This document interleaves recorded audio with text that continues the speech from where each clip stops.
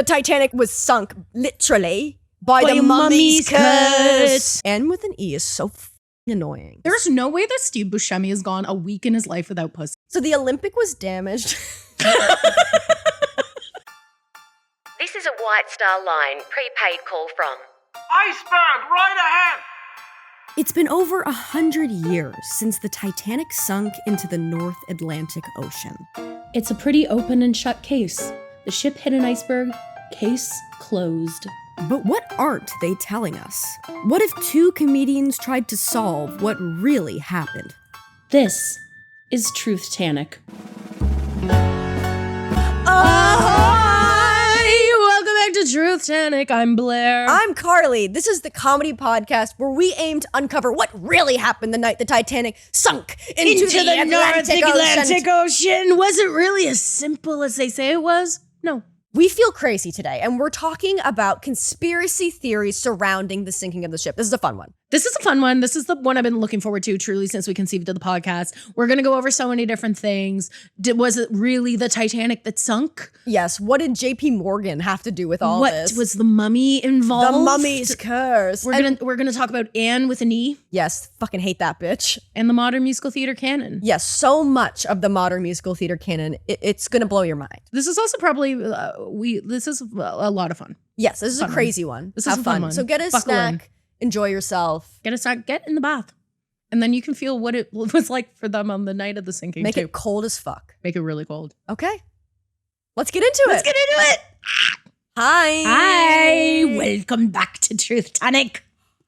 Whoa, that was really good. Practicing my accents. That one's really good. Hi. Oh, she's an Irish ship. It was a little Scottish. Oh, it's a little Scottish. Yeah, a little bit. Scottish. I'm listening to an audiobook by, it's called Strong Female Character by Fern Brady. Fern Brady. Yeah. Fern Brady. She's amazing. About having autism. Love her. It's about having autism and I fell asleep last night listening to it, so I have no clue where I am in it. Yeah. But she's got this amazing Scottish accent that I've had to slow down the audiobook so that I can understand. She's wild. She's a great Taskmaster contestant. You know what? I wanted to. You should watch. I know. I don't know where I got this book recommendation, but then like in the first chapter, she's like, I'm a stand-up. I'm like, I've never seen you. She's really funny. Yeah, because people had said to me, like, you've got to read this book. It's by this stand-up. And I was like, girl, I know who Fern Brady is. Yeah. I knew about the book before. That's such a bad part of my personality. I actually knew about this before you. No, exactly. It's such a nasty part where people would be like, I have a book recommendation for you. And I'm like, I already know about that book. I already know about it. I actually read it. No, I'm the worst with that. I'm really bad with that with music because there have been imagine. Like a few prominent artists that like, I literally was there first, not in an asshole way, but I literally knew this before you. Yeah. And then people recommend it back to me and I'm like, I actually can't talk to you because I'm just going to say something that's going to make you hate me. I know. That's how I feel with Cringe Alert. But I was a fan of Ed Sheeran before Plus dropped. Incredible. He was friends with Harry Styles. Was he really? Yeah. I could see them. They had like a mutual friend and like they were like staying at the friend's house at the same time. So that's why I found out about him. Everyone stays at the same house. It's so powerful. It's really powerful. So I was a fan of him before the album came out and now he's like the biggest star. And I actually like abandoned ship when he started doing less acoustic stuff. Abandoned ship. Because as soon as it was literally, I jumped off. I was the fucking chef. I was drinking a lot of alcohol and then I was just jumping into the boat. Yeah, exactly. Because he went from like doing weird guitar, like slapping the guitar, being like, which is like what I want. I want a white boy rapping and slapping the guitar. And then he went into like doing pop songs, and they're good pop songs, but like that's not what I want. 18 stuck in her daydream. What's that one you better those sing the whoa, whoa, whoa. She's in the back of the bed in the barricade comes in a couple of days and all that because of the day. No, that's such a good impression. He's in my blood. It's because whenever I make a TikTok that flops, I get like 100 comments. They're like, "Who's this Ed Sheeran?" I've just started to embrace it. Yeah, you have to. He's part of me now. They say up and coming like I'm fucking in an elevator. Have we considered that honestly, everyone's like, Ed Sheeran's so ugly. I'm like, okay, if you saw Ed Sheeran at a bar, you would fuck him immediately. Absolutely. Like, I'm sorry. I'm like, it's like all these like super hot, whatever, like quote unquote super hot man. Like if you saw Henry Cavill, I feel the exact way. You would not speak to him. You go and you would fuck Ed Sheeran. Well, it's also because like if you ever see like really handsome actors or whatever in real life, their face looks fucked. Oh yeah, it's because terrifying. they don't look like regular people, which is why they look good on TV or whatever. They look like plasticine. Yeah, it's very uncanny. Yeah. So it's like whenever we're like, that person's ugly, I'm like, if you saw them in real life, you'd be like, oh, that's a hot regular person. Oh yeah, all the like ugly celebrities, I think probably bone the most. Absolutely. Like I'm saying quote unquote ugly. Yeah, but exactly. I'm like Steve Ugly Buscemi. celebrities. There's no way that Steve Buscemi has gone a week in his life without pussy. No, and I'm so happy for him. And he should be fucking taking that check to the bank. That's what I'm saying. Yeah. I'm like, he is like everyone. Oh, well, he's ugly. Blah blah blah blah blah. He's hot. If you saw him in real life, you'd be charmed. Well, that's the thing. It's like there's so much of like attractiveness nowadays because everybody's so like overly PR'd and stuff. Yeah, iPhone it's like, face. where is the vibes? Where's the Because you see vibes? Steve Buscemi and you're like, there's vibes there. My mom always said that about the Bee Gees. When the Bee Gees walked into the room, no one could look away from the Bee Gees. It's like there's vibes here. Yeah, she was just like, it's not even that. She's like, it's not even that they were handsome. Trying to do my mother impersonation. This is wrong. It's not even that they were handsome. It's just like your eyes were just drawn to them because of the charisma. And I was like, you know what? I believe you. Well, I've been going down a big like Laurel Canyon phase for the past like 6 months. Yes. And whenever you watch a documentary of someone like in Laurel Canyon, 60s and 70s, California, even the famous people looked fucked. Oh yeah. Because no plastic surgery was really a thing yet. So they'd be like, and we saw Graham Nash and when we saw Graham Nash and David Crosby. And you look at them and you're like, really?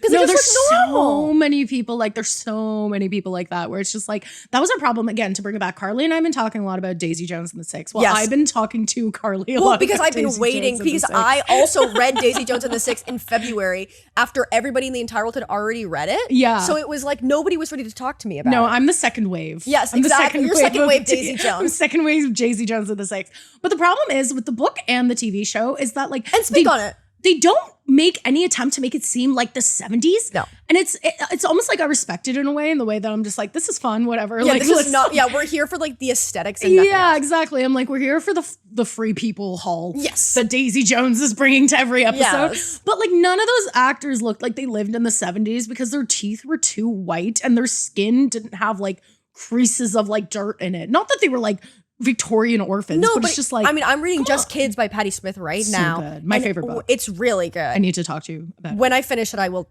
talk to you all about it. But like there's those old pictures of her and Robert, like they look fucking unshowered. Oh no, because like they did not smelly. shower. Like nobody showered. No. You look at a picture of like Bob Dylan. Yeah. You're like, oh, that man reeks. Joni Mitchell hated him. That Because checks she out. first of all believed, and she's so right for this. She's like, I'm just as good as Bob Dylan. I'm just a woman, which like, speak on it. Absolutely. Yeah. You're correct.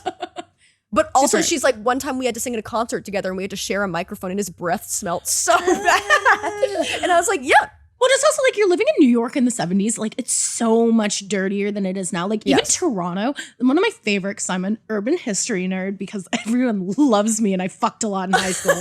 But one of the biggest things about Toronto that people don't know is that like Toronto was like a soot covered city. Whoa. And so people are like everything was like literally black. Like the buildings were like, even on some older buildings now, you can still see they're like black. Like if you wipe the Yeah. cloth, it would just come off black. And that's the reason why we tore down so much beautiful architecture, because at the time it was disgusting. It was covered in like dirt. everyone was just dirty and the city was covered in dirt. You know what I mean? Like we're in Yeah. such a clean era. Definitely. Right now. I think too, it's like also like there's like a lack of perfection. I mean, we talked about Daisy Jones and the Six. I love Suki Waterhouse. She's love got her. great music. She's so gorgeous. She's perfect in my head. But it's so funny to have her in that show and they're like, Karen, just one of the guys. None of us Yeah. really liked her. And you're like, the model? Yeah, sorry. Suki Waterhouse. Suki Waterhouse. David. Sorry, David. of Tumblr I was fame. getting Robert Pattinson's girlfriend. She's the regular one. And they don't even have her in the book. They kind of say like, she was pretty, but she just like wore a lot of like turtlenecks and Yeah. stuff. And the whole thing, it's like, and I can accept that. Yeah, for sure. I think also like hotness And is if a you vibe. cover your breasts, you're ugly. Yeah, exactly. You're literally Everyone a troll says and that. nobody wants to be Yeah, around you. yeah. But there is a thing of like, you can dress somebody hot, it to look more normal. But they don't do that in that show. No, They just for sure. have her look hot. Yeah, they're just like, let's put you in the spandex bodysuit. Yeah, that for sure exactly. did not exist in this year. No, exactly. And do your hair in a way that no one was wearing it at that time. No, I'm Like, like, I it's want just them to amazing. make them dirty. Like it's like David Crosby in like a knit cap and the longest ponytail imaginable. We want No, that. truly. Why does nobody in Daisy Jones and the Six look like Neil Young? And by That's that what I I'm mean saying. unshowered, Unshowered, serial disgusting. killer eyes, Yeah. but can rip it on the guitar. Well, that's the other thing too. Just like when they're talking about drug use, like, they're supposed to have these like drug problems in Daisy Jones and the Six. I'm like, I know entry-level servers that do more cocaine than you, Daisy J. And like, I don't mean to be rude, but come on. And nowadays let's give it a little, like cut with fentanyl. Oh like, yeah, for that's sure. What I always think about too. And like I make my parents so mad when I make this joke. But it's like people now are like, weed is so much stronger. And like to think that Woodstock was like vibing on the worst weed in the entire world. Like the people at Woodstock were smoking the weed you sell to grade 9s. Oh, easily. And they're like, fuck, man, free love. And I'm like, fucking get a grip. I miss skunk weed. So I quit weed because I was a weed You were addict. addicted to weed. I think I brought this up, which is just sad. You were addicted to I was weed. famously a weed addict. I say that so not jokingly. It was destroying my life. No, I do feel as though I am also. I'm not a weed addict, but I am fully dependent on weed. Yeah, I need to stop. I know our producer Rob is doing like a weed-free October or whatever. Trying and failing. And I was like, maybe I should do that. And then I got so high and so depressed the next day. But that's the thing about weed nowadays is like they literally chemically engineer this shit to just like do things to your brain. Where it's like, I miss going to like behind a convenience store in deep Scarborough, Ontario to meet a guy that your friend's friend gave you his number to sell you like a bag of weed for $12. I'm like, that was the best shit because you could not get too messed up on that no matter how hard you tried. Yeah. Now it's like, I'm going to try my purple nurple super kush vape pen shatter vibe. I know. It's like, what is this? This is meth. Honest to God. Shall we talk about the Titanic? Yeah, let's talk about the Titanic. Okay. So this episode, we're talking about the conspiracy theories I'm of so the excited for this. This is one of the first episodes we can see because it's just such a fun, and it makes so much sense because whenever a massive kind of disaster befalls humanity, in order to kind of metabolize it, we just kind of discount that it ever happened. Yeah, for sure. And it's so like, I feel like conspiracies around the Titanic are such a huge reason that like the Titanic is still in the zeitgeist. Yes, it and feels very haunted in a way. I was at brunch today and this English table was talking about the Titanic. They were, they actually have the most comical English accents I've ever heard, like in public in Toronto. You've like, heard of hello, can we get the bill, please, love? I was like, no one talks like that. I was like, first of all, you're doing a voice. It's like when you and your friends are like, let's go to the Denny's and we'll have Australian accents and we'll tell the waiter that we're sisters. I know, that's the thing. I was like, are you guys doing like a prank? Like, is this a prank where you're like, one bill, please? They're doing character shillings. Anyway, so Titanic. We love the Titanic. We love the Titanic. I'm so excited to talk about the conspiracy theories. Me too. No, because it really was. I think we were saying this before, but like this was like at the heart of the conception of this podcast. Yes, because they're so fun and they're so insane and there's always funny. Something new. There's always like a new one that comes up. Conspiracy theories nowadays about modern events can be so kind of malicious. They're so sad too. Like there's nothing fun anymore. They like all you can be like pipeline to Jordan that's Peterson. What I'm saying. Where it's like it used to be like you can be like, lol, huh, I don't think the moon landing exists. Like as a fun thing. And then you'll be like, actually, that's an anti-Semitic conspiracy theory. And you're like, how? What happened? How did you get there? But how did you get there? But it like a lot of the conspiracy theories nowadays just kind of like suck. Oh yeah, it's like the crunchy mom to like trad wife pipeline. Yeah, it's like QAnon, anti-vax. Why can't you just be like a fun sportsy girl and not become an Why can't you just alt-right? Like there's this girl, and I won't talk about her username online because like I wish her love and light. But she was just like, used to be like saying that like a fun like kind of granola like girl who would post like fashion hauls, and then she joined a cult. Yeah. Oh my God. And she was like, you know, when they're always like doing this in their Instagram store and they're doing like a breath thing and they're surrounded by like 500 other white women all wearing those like pants that people who go to India once to do like volunteerism are wearing. And they're like breathing like this, like, fire breathing. Fire breathing. Like, no. No, I talk about this with my roommate all the time because sometimes she'll come home and she'll be like, and I love you, Amanda, if you're listening to this. But like, she'll come home and she'll be like, Blair, I've been thinking like the more and more, I just want to live on like a farm with all my friends and we each have our own field that we plow and we get together and have dinner and raise all the children in a group. And I'm like, Amanda, like, do not go to the country. You will join a cult. Like you're gonna get what you were describing as becoming a Manson girl. Yeah, and I'm like, you are at such high cult risk right now. But like honestly, she might enjoy it. I can see her loving it. I read the book Cultish by Amanda Montal. I would highly recommend if anybody's kind of interested in it. It's a really good nonfiction because it's very easy to understand. Like it's very like pop nonfiction written, like it's fun. And she talks about like some cults, but then she also talks about how like modern people, because of the lack of religion, basically, we have nothing to tell us the kind of people to be. So there's just a million choices we have to make every single day. Yeah. So like people are like, I'm a Glossier girl. I love Soul Cycle because at least I'm a clean girl. there's a set of rules. Yeah. So like modern culture, like we are very susceptible to cults. And I believe that myself too. Like if I didn't have a support system and somebody was like, so I've got the answers to your problems, I'd be like, let's go. Because even when you read about like anti-war movements in the 60s or whatever, it's like women get fucked in all of this. It's like men being like, we're thinking of revolutionary ideas and get in the kitchen, bitch. Like get back to your duties. Exactly. No, it's true. Like even it's so funny too to see like people on like teenagers on TikTok like retroactively name trends that were like in 2013 where it's like, oh, this was soft grunge. It's like, no, that was American Apparel. Like, so what you're talking about is Tumblr. Yeah, what you're talking about is Lana Del Rey's Born to Die. Like you're just talking about this, you know what I mean? Now it's like all these like Rockstar Girlfriend, like cottagecore, twee. It's like that was all the same thing. That was just like it's just a Tumblr different font. alt, yeah, it's just that they have things, like a different name. Yeah, exactly. It's funny to watch people like hyper organize things, like where it's like I want my like you'll see this. Do you watch those like curated style bundles ever? Yes. Where like half of them are really cute and half of them are just That's disasters. why I can never buy them because it's never good. They're always like, these are the pictures she sent me, and here's the garbage I fished out of the gutter to give her. I'm like, that's not what she asked for. That's not what she asked for. It's like, what part of this was it? But then it will be like these girls, and God bless them, love a teenage girl, but like not in that way. Love and I should never have said that. Let's take that out of context. Sorry, don't take that out of context. I mean, like in a way it's not a podcast. Teenage girls are unless powerful. one of the co-hosts gets canceled for dating a teenage girl, and it's not going to be me because I'm in an exclusive relationship with a teenage boy. So. No, Reese, who never texts me. You're so mad at him. So mad at Reese. He never texts me. He never texts me. Never texted each other ever. You can start. Yeah, no, probably it not. is interesting. Like it is weird. Yeah. Like it just feels like our culture is very ripe. I mean, we do have Scientology, and if you've ever been to LA, like I've been to LA.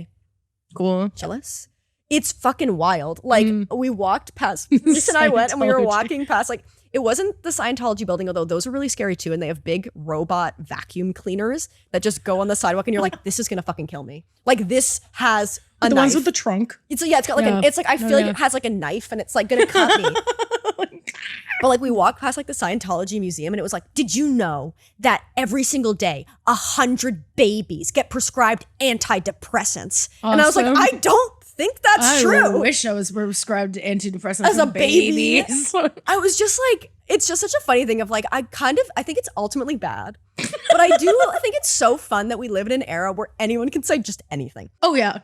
You can say anything and have at least 100 people back you up. Like truly any opinion. It's actually crazy that every single day 100 babies get antidepressants prescribed to them. Sure, they're depressed babies because they're crying too much. They're crying too much. No, it's truly crazy. Anyway, cults are fun. Whatever. We should do a cult. That'll be we should do a cult one. We should do like a look into a cult. A look into a cult. Oh my God. In Kingston, Ontario, there's a Yellow Deli, which is a big cult. Ooh. But apparently the sandwiches are so good, and that's how they get you in. Do you know the Yellow Deli? Is that the same one in LA? Probably. Yeah. They're all over the place. Apparently that's how they lure people in, is just really their good. sandwiches they're amazing. And then if you seem like you're susceptible to joining a cult, then they'll be like, hey, you want to come to our farm? And then you're in the cult. cult. The one where they're like, you can now be an employee at the restaurant. We're a co-op, everybody owns it, and also now come to our farm. Join it. Yeah. I never went there because I love sandwiches. That's crazy. Oh yeah, no, it was nuts. Because I feel like we haven't had like a real modern cult. That one's like, it's called something. It's got like a fancy, like a seven. The Seventh-day Adventists? No. 7. Because they were the ones that were at Waco. You know what? Maybe I should just look it up so I don't like. So it's not going to bother you. It's not going to bother me. I can't not know a fact. It's my downfall. Well, that's the benefit of having a phone. And I've actually made my phone actively a dumb phone recently because I don't want to spend any time on it. And I would, if I could buy a flip phone, I would, but they really don't have the 12 tribes. Yes. That's the How'd you get there so fast? Yellow Deli thing. Yeah. 12 tribes. Yeah. Okay. Sponsor us. Sponsor us, 12 tribes. So I'm going to lead you through a couple of the conspiracy I'm so theories. excited. I think this can be a really good kind of moment for us to really sink into the Truthtanic concept. Yes. And which is what is the truth. Yeah, what is the truth? And we can see if any of these kind of ring true to us or punch them up. Mm-hmm. Make them better. Yeah. You know, make them more believable. Add humanity to it. Kind of like add a feminine perspective. Add a woman. Just add a woman. Add a woman. Add a woman. Why not? Perfect. Perfect. So the first one is the Olympic theory, and this was that the Titanic never sank. It was actually the Olympic that sank. You've heard this. I'm familiar with this. Yes, this is one of the most famous ones, so I thought we'd start off with this. It's a good one. It was pitched by Robin Gardner in his book, The Titanic, The Ship That Never Sank, which was published in 1998. So again, pretty modern. Talking about people can just say whatever they want. Yeah. Sometimes you can publish a whole book on a thing that's just not true. Can I also just say that's so suspicious to publish a book like the year the movie is at the Oscars? You know what I mean? Yeah. Well, like you're 1998, you're capitalizing. Well, that's like that whole like GameStop movie. Yes. Basically, as soon as it happened, like this guy, he makes a shit ton of money by pitching to publishing companies like a real life story, like the book that's the real life story of these massive like legal cases or whatever that are happening. Yeah. So he did like The Social Network and all these stuff where it's like he writes the book and then then it's basically just books that are published over the course of like 2 weeks, and they're basically just written to be optioned for movies, so you don't have to buy their life rights to people. Oh my God. Okay. Yeah, and like the girls that I think are doing the like the GameStop movie, they're like, yeah, it's great because like basically we're just called in every time Aaron Sorkin says no to a project like this, and then we get to do it. Honestly, a slay career. And I was like, I would like those girls live in the dream. I'm gonna switch the hats just because you are I'm the captain now. Yeah, we're look at me. Look at me. I should not do that accent. I was about to chime in. Where's he? Where is he? He was talented. Because he was so talented, and he was a taxi driver before that movie. No, he's good. I hope he's in something. He's probably doing. I'm not optimistic about it. Okay, our producer Rob is shaking his head. For anyone who is not watching this visually, which presumably most of you aren't. Oh yeah, we are down a hat today. Carly and I both forgot have the hats. hat. Carly forgot a hat, and I've lost the little boy sailor tie. We might just need a new rest in peace, a new set of hats. That's okay. Switch it up. So we switched hats. Yes, I think that we can kind of sort of go fund me. For the hats, maybe we can get like a celebrity sponsor. Or if you could just e-transfer Truthtanic at gmail.com anywhere between $11 and $16. We'll do like a celebrity kind of like telethon. Yeah, get Michael Jackson. No, Michael Jackson is dead. He's so dead. I realized halfway through. He's also a pedophile. He's a dead pedophile. Dead right. May he rest. May he rest. No, we'll get Rachel Zegler. Yes, she's free. I love Rachel Zegler. I love her. And honestly, I'm a Rachel Zegler apologist. It's Zegler, not deeply. Zegler? She got mad because the Gossip Girl reboot talked about her and they pronounced her name wrong. Really? So I want to be like, we should say her name correctly because we stan. I love her. The new West Side Story is incredible. She's so Such talented. a truther for Rachel Zegler. I know. And the West Side Story remake is incredible. It's so good. And who plays Anita? What's her name? Angela Bassett did the thing. Ariana DeBose. Yeah, she's she's phenomenal. Amazing. And the whole added layer of gentrification, obviously I love it. I was like, West Side Story needs... It looks beautiful. It's gorgeous. And it's also like, it's so much more devastating because it's like they're fighting over this neighborhood that's just going to be destroyed to build the Lincoln Center. Oh God. I can't talk. Yes. I'm overrun with emotions. How do you say it? Zegler. Okay, Rachel Zegler. I love her though. I'm so excited for her. Rachel Zegler. Come on the podcast. Rachel Zegler. Come on the podcast. Do you want to be on a podcast? Do you want to be on Truthtanic? Rachel Zegler? Rachel Zegler. We love you, girl. Rachel Zegler, we literally love you. And we honestly, I think we get along. I think we get along too. I think she'd have fun. I think she'd be cool. I think she'd have fun. And I think she needs good friends. Toronto? She's a Curtis Connor fan and she was on the Curtis Connor podcast. Oh my God. We're basically... I know, that's all. He lives in Toronto. I see him biking around. He's a guy. I mean, he kind of looks like about 75,000 other men that live in Toronto, but like, he's love that for him. He's got the look. I like him. Maybe I see him. You probably do. He just looks like every other man in Toronto. Like, that's why I find it so funny when people are like, he's so hot. And I was like, well, then have I got the city for you to move to? Yeah. Like, if you just kind of wander up and down Queen West, you're 700. You're going to be in heaven. Like, I know, girly. You're going to have to dip into the alley to rub the bean. Exactly. Like, rub the bean. What's wrong with me? Lift the hood. Lift the hood. Flick the bean to the...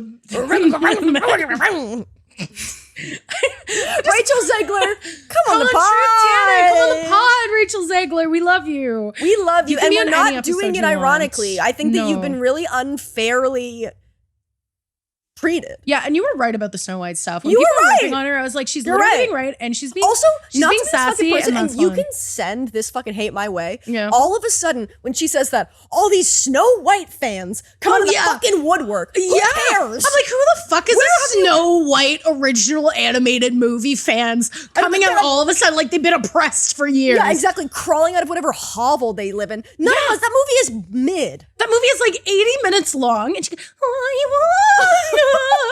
it's like, it's impossible to listen to.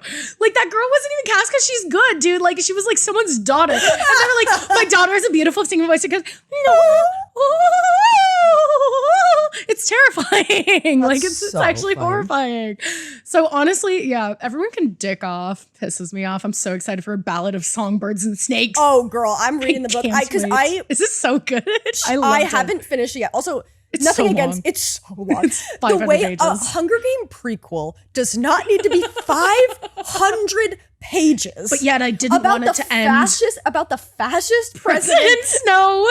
As a young hot guy. But I didn't read it before when it came out because I was like, I'm not that interested in it. But then I saw the trailer. So good. And Rachel Zegler slaying the house down. She's slaying boots the house down. Gorgeous costume. Gorgeous, beautiful Her boyfriend, I guess, like, he has a role in it too. And he's just in, like, the, like, games room screaming. And I was like, this movie looks so good. I'm so excited. My sister and I are we're going the day it comes out. I read the book so fast because I'm like a pretty fast reader, but like, I'm sorry, I actually read really fast. I read the Hunger Games really fast. But I had to read A Ballad of Songbirds and Snakes in 48 hours because I need to go back to the library and I didn't realize that they don't do late fees anymore. So I literally read this book in like a day and a half. Wow. And I was taken away. I was in the world. I'm excited. Yeah, and I think you're gonna like it. Because her whole character is like a lot more feminine, which I do appreciate. I love when they have a girl that likes dresses. Because her costumes are gorgeous, and I'm like, fucking thank God. Because Jennifer Lawrence clocking in and out, like trying to get her an Oscar nom for Hunger Games. Like she's so fucking she's great incredible in the Hunger Games. The whole thing about her, she's like, I don't care about clothes.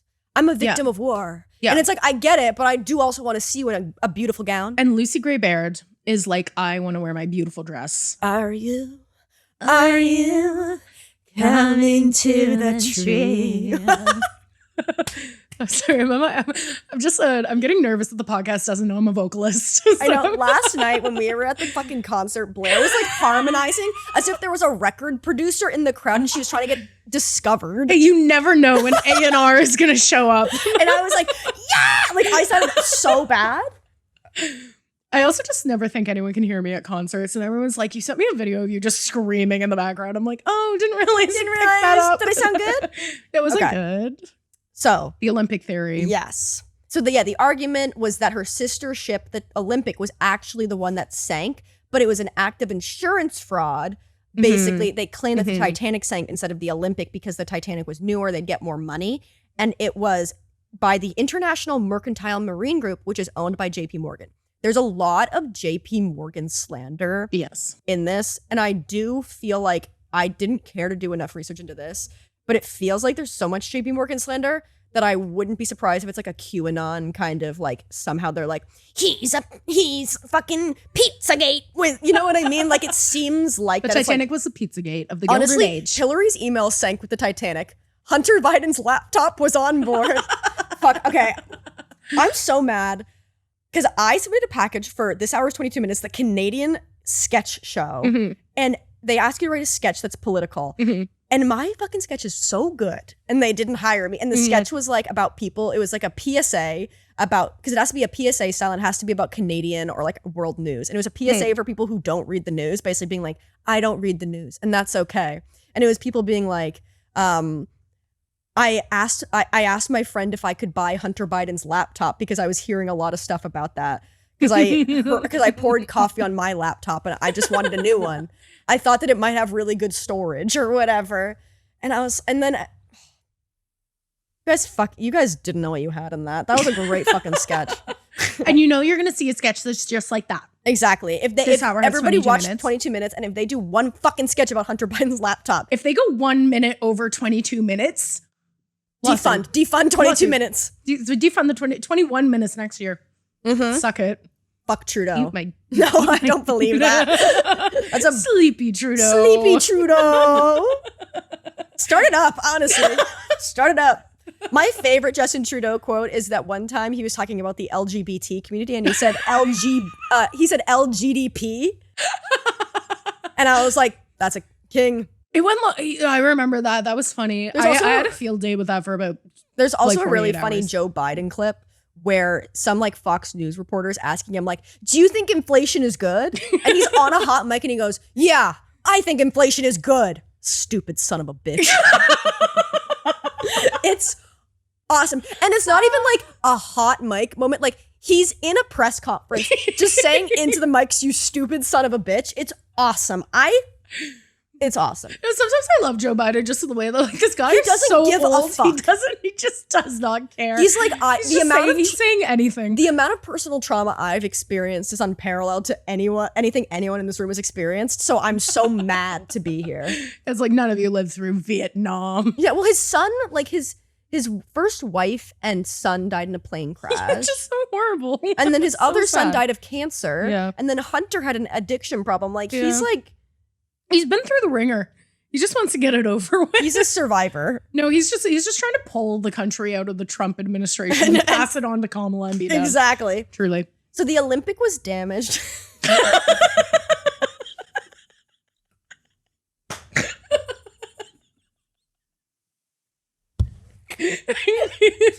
Olympic transition.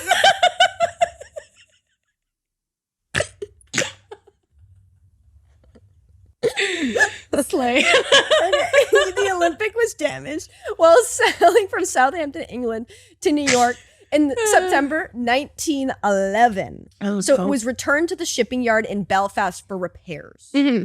I believe you. Your eyes are so red. Okay. Silly funny time. The company repaired the Olympic and it sailed to New York and back. Mm-hmm. And it was returned to Belfast for more repairs the next year, March 1912, which is a few weeks before the Titanic is set sail. Mm-hmm. So it was in Belfast when the Titanic, a few weeks before the Titanic was supposed to set sail. I see this. Okay. People found the Olympic too severely damaged to be profitable, so at some point they switched it with the Titanic to purposefully ditch the damaged ship and reap the insurance money of the newer ship sinking. And I guess in the process, the thought process of this is, but also, unfortunately, we have to kill 1,000 people. Yeah, I mean, I have two major thoughts on this conspiracy theory. Okay. The first, which is that, like, I feel like it's the most, like, believable. Yeah, anything that has a complex kind of legal thing, like insurance fraud, is a lot more believable than being like the Mummy. Yeah, which is my favorite one. We're getting to the Mummy's curse. One. That's the Mummy's curse is the best and the most true because the least likely thing is always true. That's exactly. But no, this one kind of drives me crazy because, like, if you think about it, you're like, oh, that makes sense. But then if you actually look into the detail, it's just so blatantly like not true and makes no sense. And I feel like it's because, like, you just use kind of like a lot of big words when people explain it, and then like you don't really process what it means. It's like either like insurance fraud, blah blah blah, and you're like right, but if you actually say it in simple words, because I do agree. I think that like the insurance fraud of it all, if there was some way in which this could happen, like without killing a bunch of people, I would be a lot more likely to believe it. It's like the same thing when they're like during 9/11. That building exploded. Do you know this thing? It's yes, like, they're being, and it's like, okay, I don't really think that any company or government would be able to justify the negative press and PR of a massive loss of lives. Yes. Like for the profit, because the White Star Line, like, really took a fucking damage after this. They were like done. Like it's not worth it to get insurance money on your one ship. No. And then tank your entire company. And also just like to lose a ship like that. Like I feel like we're in such a time where like no matter how long they're taking to build the Eglinton LRT, things are built very fast these days. Like condos go up very fast. Like ships are built pretty fast, whatever. Like this was like a laborious, like many year. Like we said it in the first episode, but like this was conceived of in like 1906 and these ships just weren't takes launched a fucking for like, long time. Yeah, I'm like, if you get pregnant that year, your kid's going to kindergarten by the time these ships are launched. You know what I mean? Like that's a long time. And it just feels like too many steps. And also considering that like the Olympic and the Britannic were both like around for a decent while after that. Well, yes. So this has been a debunked theory. Obviously, it's been debunked. There's also just like differences in the ships. Because the British historian Gareth Russell, so a quote from him is that he calls the theory so painfully ridiculous that one can only lament the thousands of trees which lost their lives to provide the paper on which it has been articulated. Burn. Since the sister ships had significant interior architectural and design differences, switching them secretly in a week would be nearly impossible from a practical standpoint. A switch would also not be economically worthwhile, since the ship's owners could have simply damaged the ship while docked by like setting it on fire, whatever, and collected insurance money from the accident, which would also like not kill thousands of people. Yeah. So not true.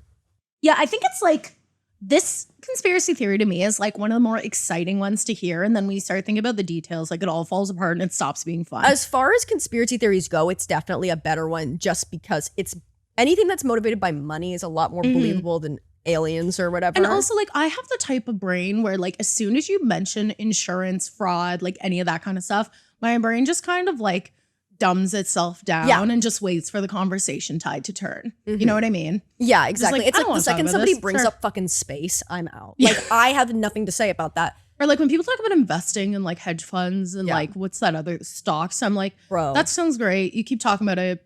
I'll be over here. I have stocks. Good for you. My fucking my investor, like he could be scamming me because I know so little. They send a report every month, and I read it and I'm like, what am I looking for? Yeah. Like, what about this it could be in Sanskrit and it would have the same impact. I know. I have like it's the same, like my financial setup right now is like everyone, none of it is done by me. Like I don't have an investor, but it's like through the union and through also just like accounts I've set up to take certain money away from me because I'm like, I just, take it away. Just take it away. Like I need to know I have money somewhere if I need it. And it's the same. Like I get these reports and I'm like, this could mean anything. Yeah. Like I've got no And clue. I like my degree is like in like art business. So I have like a little bit of understanding. Yeah. But it's all like, none of it's the financial. Yeah. I got a 48 on my accounting midterm. Yeah. Like I know how to be a publicist. Yes, exactly. I'm like, I can make a business plan. Yeah, for sure. But budget, no. No. Okay, another theory. This is a QAnon theory that's actually kind of gained more interest like in recent years. Okay. And this is that, again, JP Morgan catching strays. Oh my God. People just hate him. They hate him. JP Morgan sunk the Titanic to create the Federal Reserve. Okay. Again, I think this is some kind of thing of like the coastal elite. Yeah. They're running or like what that like there's like some kind of like anti-Semitic thing of like exactly, of being like it's all being run by blah, blah, blah. Yeah. It's like a long-winded way to be like just say you're anti-Semitic and go. Yeah. Get out of here. Get out of here and take your damn dog. So the reason this comes is because like the reason this like conspiracy theory comes from the idea that as we talked about before, JP Morgan was supposed to be in the Titanic. Yes. But wasn't. He stopped at the last minute. And also some of his competitors who were on the Titanic, like a lot of his competitors, those rich people died. Yes. So not only did his competitors die, but the theory here is that a lot of those competitors and very wealthy people actually oppose the Federal Reserve. And if you don't know what the Federal Reserve is, it's basically like, and people who actually know anything about business are going to be so mad, but I'm going to dumb it down. I actually think I might have written it down. Yes, I did. I'm going to read it just kind of point blank. That feels like the best way to get the information out. Thank you. The Federal Reserve is the United States of America's central banking system, which aims to control banking in order to avoid large-scale financial crises. And then in parentheses, I wrote, I don't know enough about this, but surely it isn't working right. We got the banks, Hamilton. Yeah, they're in the same spot. And you got more than you gave, and I wanted what I got. If you got skin in the game, you stay in the game. But you don't get to stay unless you play in the game. Oh, you get love for it. You get hate for it. You get nothing if you wait for it. Wait for it. Wait. Lord help and forgive me. I want to build something that's gonna outlive me. What do you want, Burr? What do you want, Burr? If you stand for nothing, Burr, what do you fall for? I want to be in the room where it happens, the room where it happens. I want to be in the room where it happens. I want to be in the room. I got to be in the room. Fucking, obviously, Lin-Manuel Miranda gets a lot of hate for being cringe. No, he slays. That fucking musical is Dude, it's so good. Whenever people try to hate on Hamilton, I'm just like, actually, like, I'm sorry that your life is sad enough that you're hating on this fun musical. It's also like, okay, if you want to, no, exactly. Like, if you want to hate on Hamilton, show me your MacArthur Genius Grant. Yeah, like, sorry you can't have fun. Exactly. So basically, the idea was like, JP Morgan sunk his competitors because he wanted to create the Federal Reserve. He was one of the champions for it. I don't really understand why. I guess as a millionaire who like has vested interest in like the stock exchange, like you want that to continue. Again, obviously, somebody email us at truthtanic@gmail.com and explain why. Explain to me why, if the Federal Reserve is created in like the 1910s, why has after it there have been so many financial crises? Because there's a reason. Surely there's a reason. But I'm like, because everything's in the same spot, so you just have to go one place to corrupt everything, as opposed to having to go to 17 different banks and corrupt them all individually. Then what we've created is bad. For sure, absolutely. There's no way. It's also like nothing good. Like if you think of like things that are created in times of like financial prosperity, obviously it's terrible as soon as things take a downturn. Yes. Where it's just like there was so much money in like 1910, 1912, like this Gilded Age before like either of the wars. So much money, whatever. And then they're just like, yeah, let's build this like amazing giant bank that will never fail us. Yeah. I know. It's like, do you ever think about before the pandemic how we were all just like breathing in each other's germs so much more? Yeah. Like it's shocking. No, it's crazy. Like I used to go to bars and just like find like beers that have been left over and drink them. Yeah. And I'm like, and that to me, I was like, it's save $20 tonight. And get roofied. Yeah, exactly. I was dying. Like it wouldn't even be just me. It would be like me and a couple of friends. You know? Let's go cruising. Yeah. Let's go see what we can scavenge. So we talked about them in the Notable Passengers episode more in depth, but there's Isidore Strauss, who is the owner of Macy's and King Princess's great-grandfather. Yes. Amazing. Guggenheim. Yes, Guggenheim, heir to the mining empire and did the museum. Imagine having a mining empire. I know. It's just a bad look in 2023. Awful. It's like whenever anybody talks about oil, I'm like, yeah, it's like, let's keep that to yourself. Don't talk about that. Say you own Sears. Yes, exactly. You know? That's all we need. You know? And then John Jacob Astor of Astoria Hotels. John Jacob Astor. Astorheimer's men. I've told you famously that I saw a meme that said it was John Jacob Oppenheimer's men. And it was a meme. Like it was like somebody had edited, if you look up like what is Oppenheimer's full name, and they had edited it to look like that. And I saw it online and fully believed it to be true. And I went to Reese and I was like, do you know what Oppenheimer's full name was? And then he said his actual name. And I was like, yeah. Yeah, that's what I meant. I knew that. That's what I was going to say. So the idea was like that these other three incredibly rich people opposed the creation of the Federal Reserve. So JP Morgan sank the Titanic in order to kill his competitors. This is not true. I have a question about that. Like, do we have any proof that they didn't want No, this is made up. So Astor, Guggenheim, and Strauss didn't oppose the creation of the Federal Reserve at all. Yeah. A digital search of key U.S. newspapers of this era doesn't show Astor or Guggenheim taking a position on the Federal Reserve at all. So there's nothing. Strauss did. He spoke publicly in favor of the creation of the Federal Reserve, according to an October 1911 story in the New York Times. Mm-hmm. Also, as we talked about before, the whole JP Morgan skipping the Titanic thing, he didn't not go on the Titanic because he knew it was going to sink. It was because he was trying to send art over to New York and the art got tied up in a shipping port and he had to stay and figure that out. Yeah, I feel like this is similar, for me at least, to the Olympic theory, where it's just like, when you say it first, it's a lot of big words and buzzwords and things that sound right. And then you look into it and it just falls apart so quickly. Where it's just like, it's just so overly complicated, where it's like, he could have just hired an assassin and had these guys killed. You know, like it's 1912. No one's going to catch you. Yeah, it's like that John Mulaney joke where it's like, No, like the judicial system was so fucking bad in that time. Yeah. They just drew a big chalk outline of a fucking body. They're like, too bad. We don't know. Look for a guy wearing a mask. Yeah, exactly. There's 15 footprints of blood leading out the door. Who cares? Yeah. Like you could just poison them with arsenic and they'd be like, look for a man with dirty shoes. Exactly. You could get away with anything. Like old bank robberies, they used to like shoot the name of the gang into the side of the fucking wall. Yeah. They're like, oh, you can't get me. The Cramps were here. Yeah, exactly. The Cramps, the punk band, whatever. The Cramps were here. The Cramps are here. Oh, yeah. They whip out their guitars. That's my British kind of like Sex Pistols. That was American. No, on, okay, yeah, no, yeah, okay. Fuck you, Margaret Thatcher. Was it one of my friends gave me like a she had to write these like TV show pitches as like her agent gave her this like exercise to write 100 TV show pitches. Holy fuck. Which like 5 a day for whatever, which I actually honestly think is like a good idea. Yeah. But then one of her ideas was just like the first lady gets in as prime minister and she just does a terrible job and everyone hates her. And I was like, so just the Margaret Thatcher story, the Iron Lady starring Meryl Streep. I know. I was like, I fucking hate her. And like, it is the thing of like, if you're raised in a certain kind of like Irish or British family, I grew up hating her and couldn't tell you what she did. Like for a long time, I was just like, we hate her. We hate her. And it's so like the day she died, there was fucking parades. Oh yeah. And that's kind of awesome.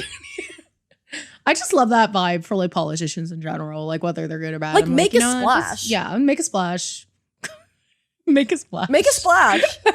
That's my political party. Make a splash. Destroy the economy. Destroy the economy. That's a big Get rid of council housing. Like the reason that there's such a strong kind of like union and middle class identity in the UK is just because it's so much more closer together. So when the unemployment lines were big, like it wasn't like you were going to like an unemployment office in the middle of rural nowhere, so you had no idea how bad it was. It was like they were all together and like, this is fucked up.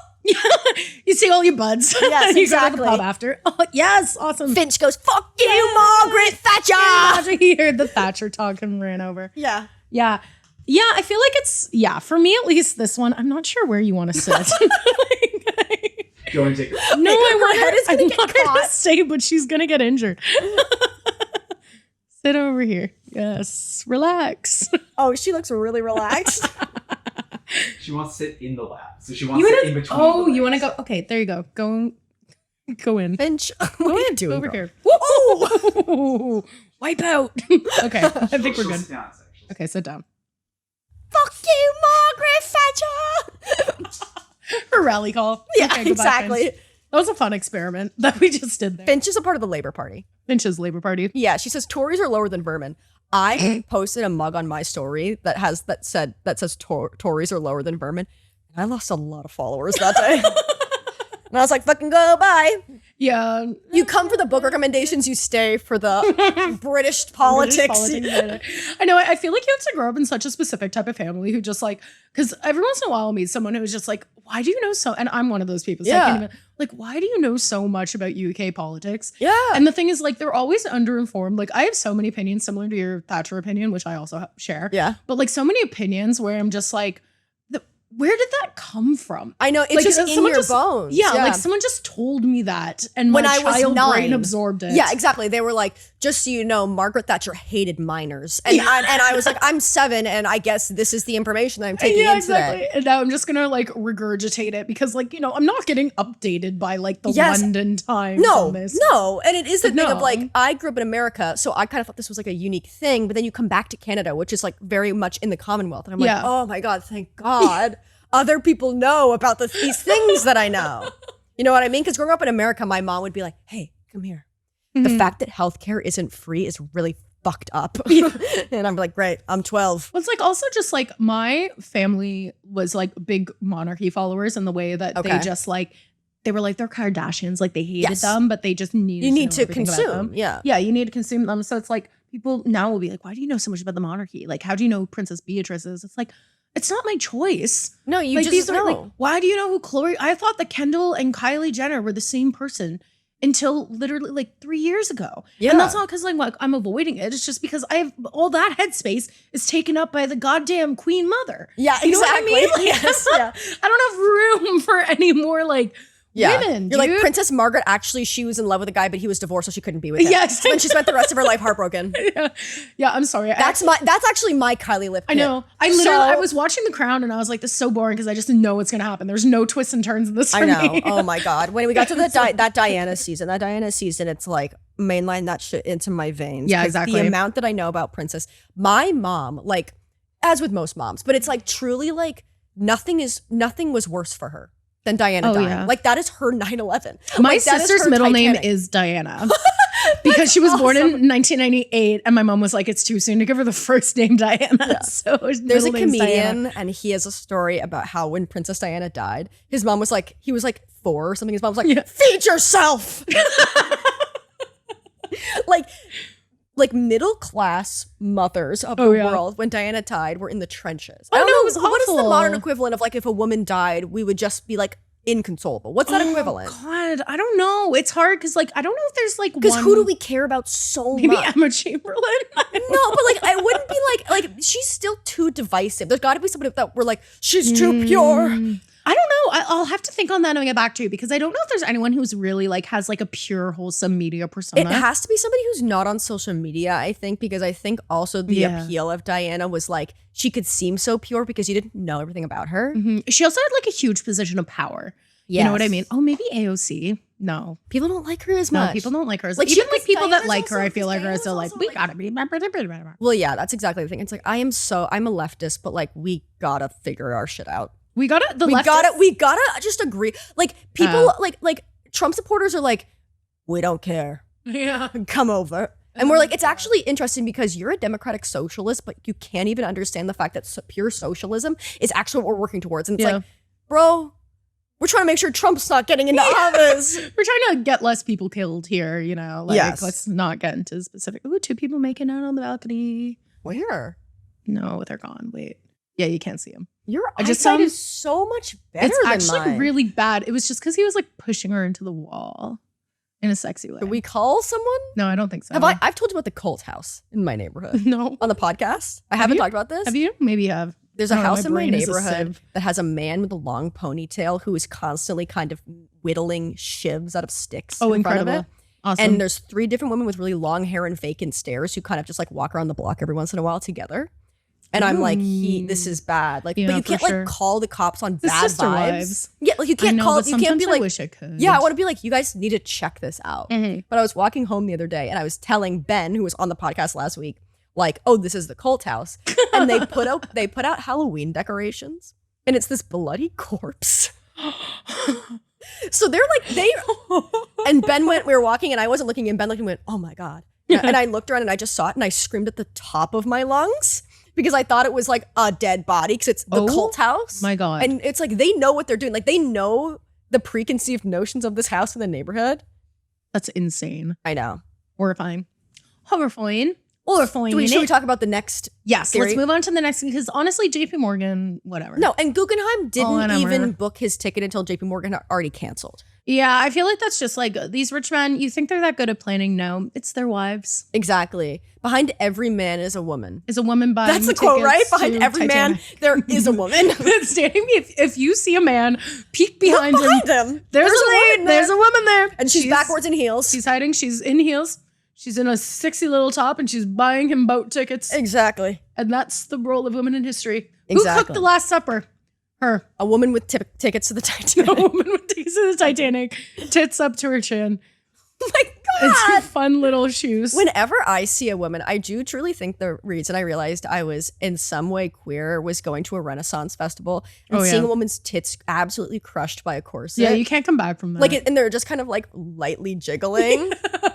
I was like up to here. Oh, I'm going to hell. I know. We were talking about earlier this year, talking about going to Renaissance Fair, which I also really want to go. But I cannot go until I find a corset that I know. will get like literally rip my tits from their base. You know, like I don't want them anywhere near my want them rib cage. Yeah. And I'm going to go as a jester. Ribs. I'm going to go as kind of like a jester. I'm going to go I'm going to go as a wench slut.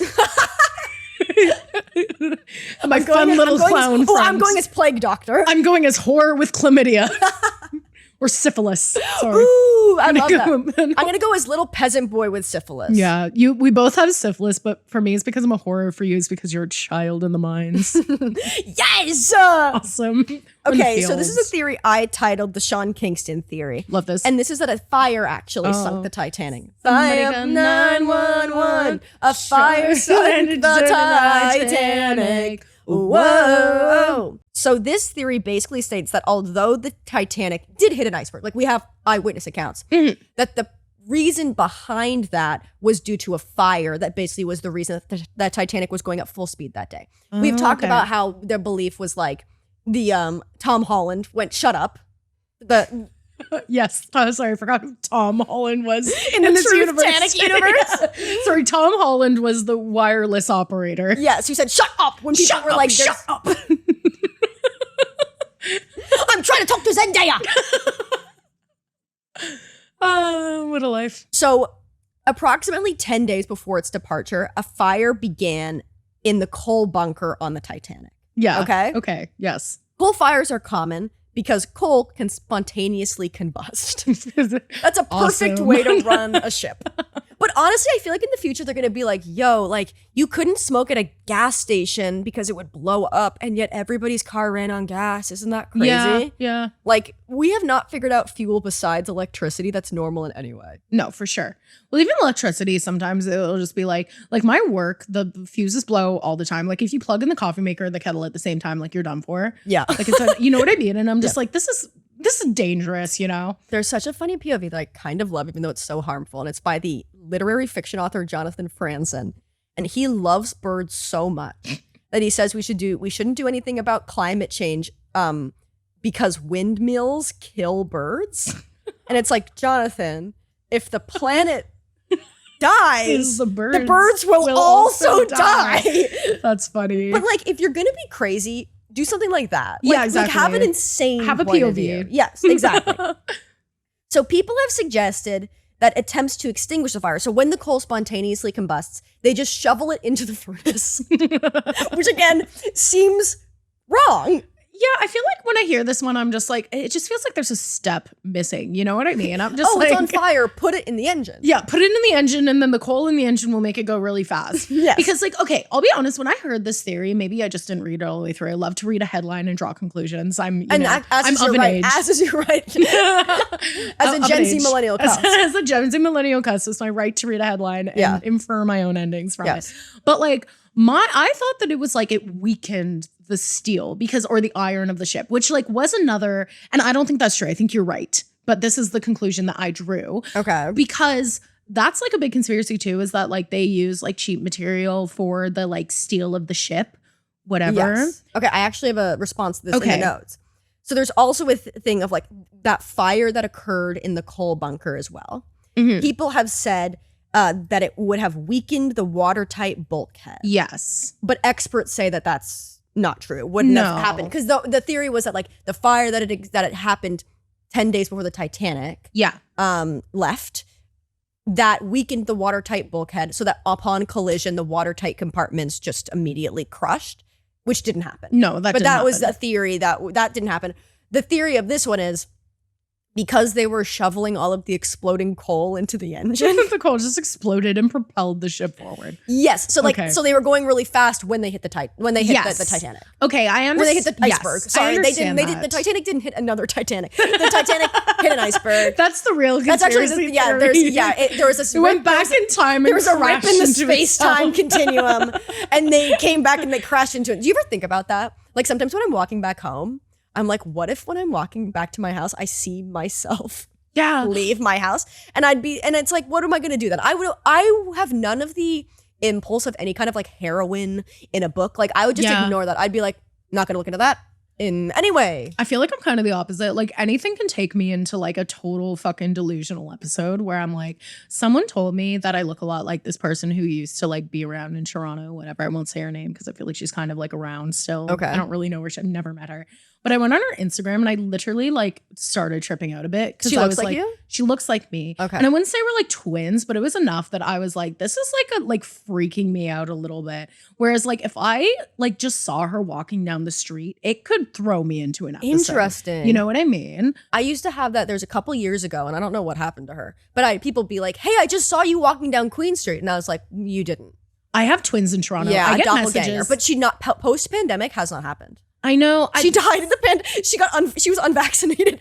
Don't kill me. When I dyed my hair, it stopped happening as much. Interesting. Because I cut my hair. So yeah, I think sometimes it's a hair thing too. But I used to come, and I knew where she lived too, because it was always like, I saw you on like Lansdowne. And I was like, I'm never on, because at the time I was living at like Christie or something, or like in Cabbagetown. And people would be like, I saw you on Lansdowne. And you're like, so you surely not. didn't. Like, I absolutely was not.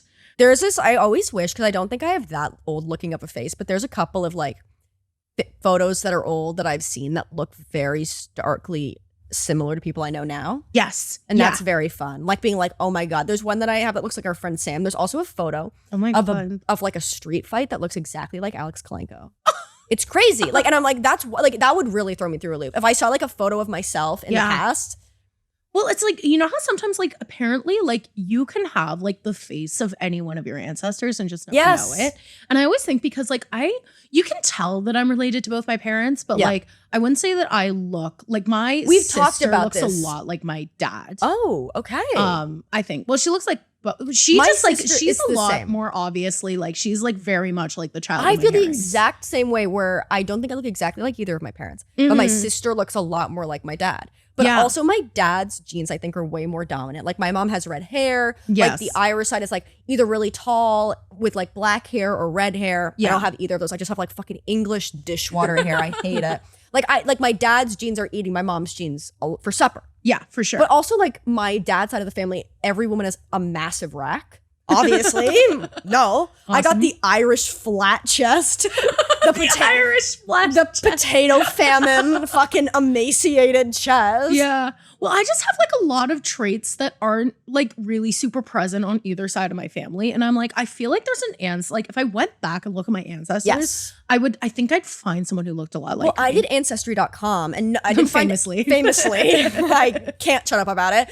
And I didn't find anybody that looked like me, but they found a bunch of weird like old photos of like my great-great-great-grandfather, and he looks exactly like my grandfather. When I opened the picture, I like got a chill. Yeah. Because I was like, this is fucking it's freaky. Weird to see my grandfather but in like old timey clothes. Yeah. Like it's so weird, but it's freaky. I do feel like I don't look, there's nobody that I look like in my family. I really have to go back in time. I honestly bet somebody on my dad's kind of like English side I look more like than on my mom's side. Yeah, I feel like I don't even know, honestly. Like, I feel like it might be someone on my mom's side too, because sometimes I feel like I look like my grandma when she was young. Yes. Okay. But then like, I don't know. I feel like it's just like, I don't know. I just feel like it's like, there are some things that I have where I'm just I look a little bit like my mom. Not a lot. Yeah. I look like, but I have my mom's like compact, like she's 4'11". See, I'm like, I am the tallest woman on either side of my family. That is fucking which is crazy because I'm 5'4". That's insane. And yeah, like my sister and my mother and my grandmother are all 4'11". And then every woman on my dad's side of the family caps out at like 5'2". My sister, she's like, my sister is like 5'4" and we always are like, Katie, come get this for us. Like, and she's like, I'm not that tall. Yeah. I can't do that. When I go home, I'm like, I have height dysphoria because I'm just like, I'm reaching everything. I'm putting things on shelves. There's this one girl who I recently met in Toronto comedy, and she's like the only person I've ever met that's smaller than me. And it's I have never had this experience before where it's like she's she's like little. She's compact, like her bones are smaller than me and she's smaller than me. And I'm like, oh my God, I make people feel so fucking weird. Like, because it's like very weird. No, like, but you're probably more in your head about it. Because I'm not used to that sensation. Yeah. No, yeah, it's real. No, I remember like the day I realized I was kind of short was like insane for me. I had like a full disconnect because I really thought I was quite tall. And then I got back like a group photo that we had taken when I was in high school. And I was like, oh my God. Yeah. I am I'm not nearly as tall as I thought I was. Okay, I have one more. Oh, yes. Back to the conspiracies. One more thing about the Sean Kingston fire theory. Oh, yes. And that Instead, it's actually been suggested that the coal bunker fire helped the Titanic last longer during the sinking. And it stopped the ship from rolling over faster. Oh. So instead of like sinking like this, like the fire. Because it was heavy?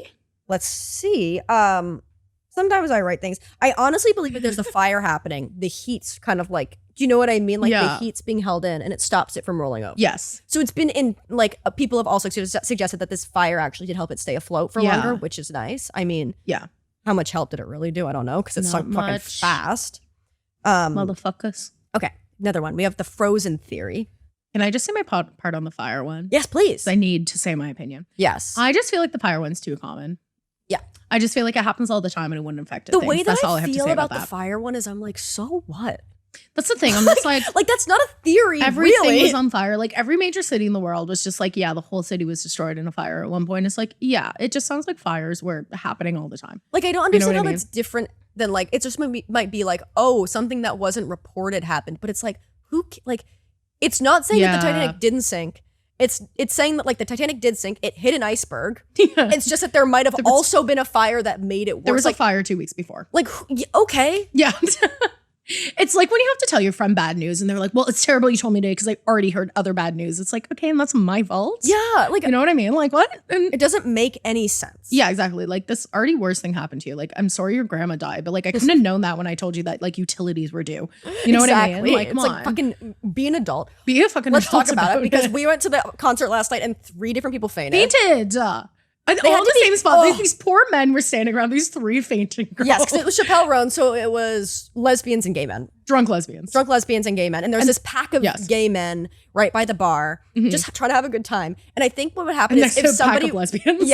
Whenever somebody was about to faint, they would go to the bar to try and get water. Yeah. So then they just faint. So twice, this poor group of gay men just trying to enjoy the show had to lift these women out with the security.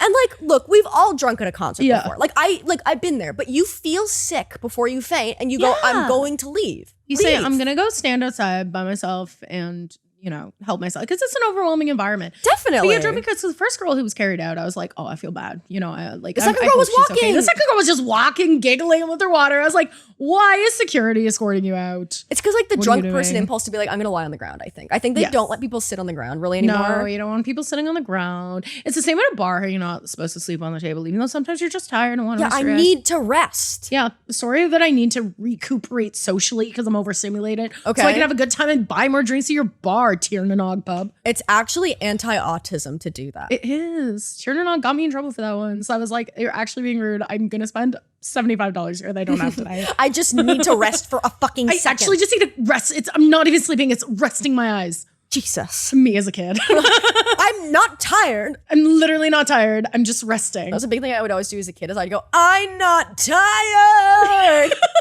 I would never sleep as a kid, but I'd be like, I'm resting my body, and I just lie there like supine with my eyes open. I'm so happy I wasn't your parent. I know. I was like, I'd be like, Jesus Christ. I was like the perfect child in a lot of ways, and just a nightmare at past the hour of 9 p.m. Yeah, and that's fair. As is your, that's you now. Little witch. It's a stand-up comedy. Epic. I'm gonna kill myself. What were we saying about the ship? Whatever the fuck. Sorry, I have a fun game I like to play sometimes when somebody's having a meltdown where I just be quiet to kind of just see what they do. Because it really sends people into a meltdown if you just never respond and they're like, I'm gonna kill myself. Do you have a knife? Can you do this? It's very fun. When you have a gun to shoot me with. I did it once to Meredith and she was like, like it broke her brain to not talk to her. Like she literally started like speaking gibberish. That's funny. So the frozen theory is that instead of hitting an iceberg, the Titanic hit pack ice. Who cares? That's my theory. My conspiracy theory is get over it. Who cares? What's fucking tomato, tomato. Pack potato, ice, potato. iceberg. It's still ice. The same thing. That's like being like, my theory is that it was actually a helicopter that hit the Twin Towers, not a plane. It's like, okay, people died. Same thing. People died. How many people were on the helicopter? Like helicopter. Helicopter. How many people were on the helicopter? Can you imagine United 93 on a helicopter? Where they're just yelling, we're not gonna let this plane go down. because it's so loud. Yeah, I know. You could not pay me to get on a helicopter. No way. So, Captain L.M. Collins. Okay. L.M. Montgomery. And with an E. And with an E, a former member of the Ice Pilotage Service. What the fuck? Also, I'm going to say a sacrilege Canadian opinion. And with an E is so fucking annoying. Okay, so here's the thing. She is so fucking annoying. Precocious in a way that just like isn't fun. You're being taken in because you're an orphan, and she's like, I don't want to do chores. I want to write my diary. It's like, girl, you live on a farm on Prince Edward Island. You're gonna have to do something. Your aunt is trying to make it work. Yeah, like Matthew was being so nice to you, dude. Yeah. Like, come on. And she's like, I'm so happy we live in a world with Octobers. Shut the fuck up. Right? Milk a cow. Like, can you earn your keep? Anne of Green Gables is such a beautiful book. And then Anne with an E just intercut these like really sad scenes. It's like, this makes us less sad by adding like an orphanage flashback for no reason. For real. You know what I mean? And like, I do understand, like, it is kind of like the feminism tilt. And I do think feminism is good. Feminism, but I do Carley think that feminism made Anne with an E annoying. Sure. Like, the Anne of Green Gables book, like, she's precocious, but she's kind of like quiet and just kind of like, she's like, it's all happening internally, right? Like, it's like the interior. Yes. And in the book, she's like, I mean, in the movie, like in the shows, she's like, I can spell better than the best of them, and nobody can. Like, shut the fuck up. You're disturbing the class. You are disturbing the class. Disturbing the class. She also like is in love with Diana, clearly. I know, the lesbian energy. Lesbian on planet Newfoundland. On planet Newfoundland. It's Prince Edward Island, it's that, right? Yes, it's PEI. Okay, yeah. PEI. Sweetest little lesbian on PEI. But it's like people are like, you gotta watch Anne with an E. Anne with an E is so good. And I was like, I have never wanted to punch a child more in my life. And the actress, she's doing good work. No, she's doing good work. She's on her Stranger Things game. She's in Stranger Things. She's in Stranger Things? Yeah, she's Maya Hawke's crush on the band team. It's very weird because I feel like she's been 11 forever. So then when they're like, she's in high school, I'm like, fucking pedophile. But disgusting. Anne with an E, I don't know why I was talking about this. That girl loves Octobers. Yeah. Oh, it was because the ship was L.M. Montgomery. Yeah, so Anne with an E, a former member of the Ice Pilotage Service. Anne with an E was the person that suggested the theory that the Titanic hit an ice pack and not an iceberg. It's just like, that's not even a theory. That's just and sort of here's the part that's even more stupid about this. Okay. You're gonna hear what the definition of an ice pack is, and you try and tell me how the fuck this is different than an iceberg. An ice pack is just broken off pieces of ice that can drift together in the current. So it's a little group of tinier icebergs, not a big iceberg. Can you imagine just like announcing? That's such an Anne with an E fucking POV. It's like people being like, actually, I think a small little patch of ice makes more sense than the giant iceberg. It's like, shut the fuck up. It's like Matilda, like the every day starts with the tick of a clock. The Titanic hit an ice pack of rocks. It's like, girl, actually the smallest little thing can create the biggest ripple. Even if you think that life's not fair, it doesn't mean that you just have to grin and bear it. If you always take it on the chin and wear it, nothing will change. Honestly, do yourself a favor. Watch the Tony performance of the Matildas. Good. It's very fun because they let all the little Matildas on Broadway, because there's like 4 of them perform, and you can tell which ones are good and which ones are bad. Sure. You know, there's one that's going to be a star. It's the same one Tom Holland was. Billy Elliot. Billy. Talk about miners. They were miners. They were on mine strike. Shut up. I don't want to be here anymore. It's because they were mine strike. It's Margaret Thatcher. It's actually tying it in. You just weren't there.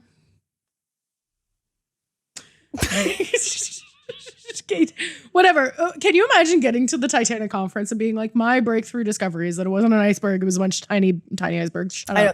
That's like the epitome of men actually kind of thing. Of being like, actually, I don't think that the Titanic hit an iceberg. I actually think it hit a bunch of little pieces of ice. It's like, fucking, who cares? Instead of saying no, why don't you actually contribute something for once in your fucking life? It reminds me of like the dino. This person needs to take a fucking improv class. Yes, is what true. they need to take. They need to and other people. Right now, they're nobody. Del Close would never be caught dead suggesting that this. That is like some UCB theories that they're doing. Have you ever seen the dino theory sketch from Monty Python? That's what this makes me think of. It's just like, this is my theory. I invented my theory. I copyrighted my theory.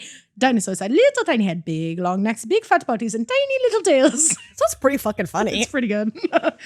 Yeah, it's better if you see it. Do you see that John Cleese is making a documentary about cancel culture? I love He hasn't even been canceled. Well, that's the thing. Have you actually, on that note, has he been canceled? have you seen the Jimmy Carr stand-up clip? Oh my God, brutal. I had to obsessed wash out with my it. mouth. Was so It's bad so for that. funny. It's also so funny because like Jimmy Carr, if you watch him like on a panel show, he's a funny panel host. He's funny. And then he goes on stage, he's like, I'm testing out my dirtiest material on American audiences. And then it's truly popsicle stick jokes or like anti-jokes your friend's older brother. Oh yeah, told. it's like sex is just like riding a bike. My uncle taught me. And you're like, that's not your joke, Jimmy Carr. That is like not your that's joke. A sex with me that's done like every other night at Second City. I remember learning that joke when I was 11. Yeah.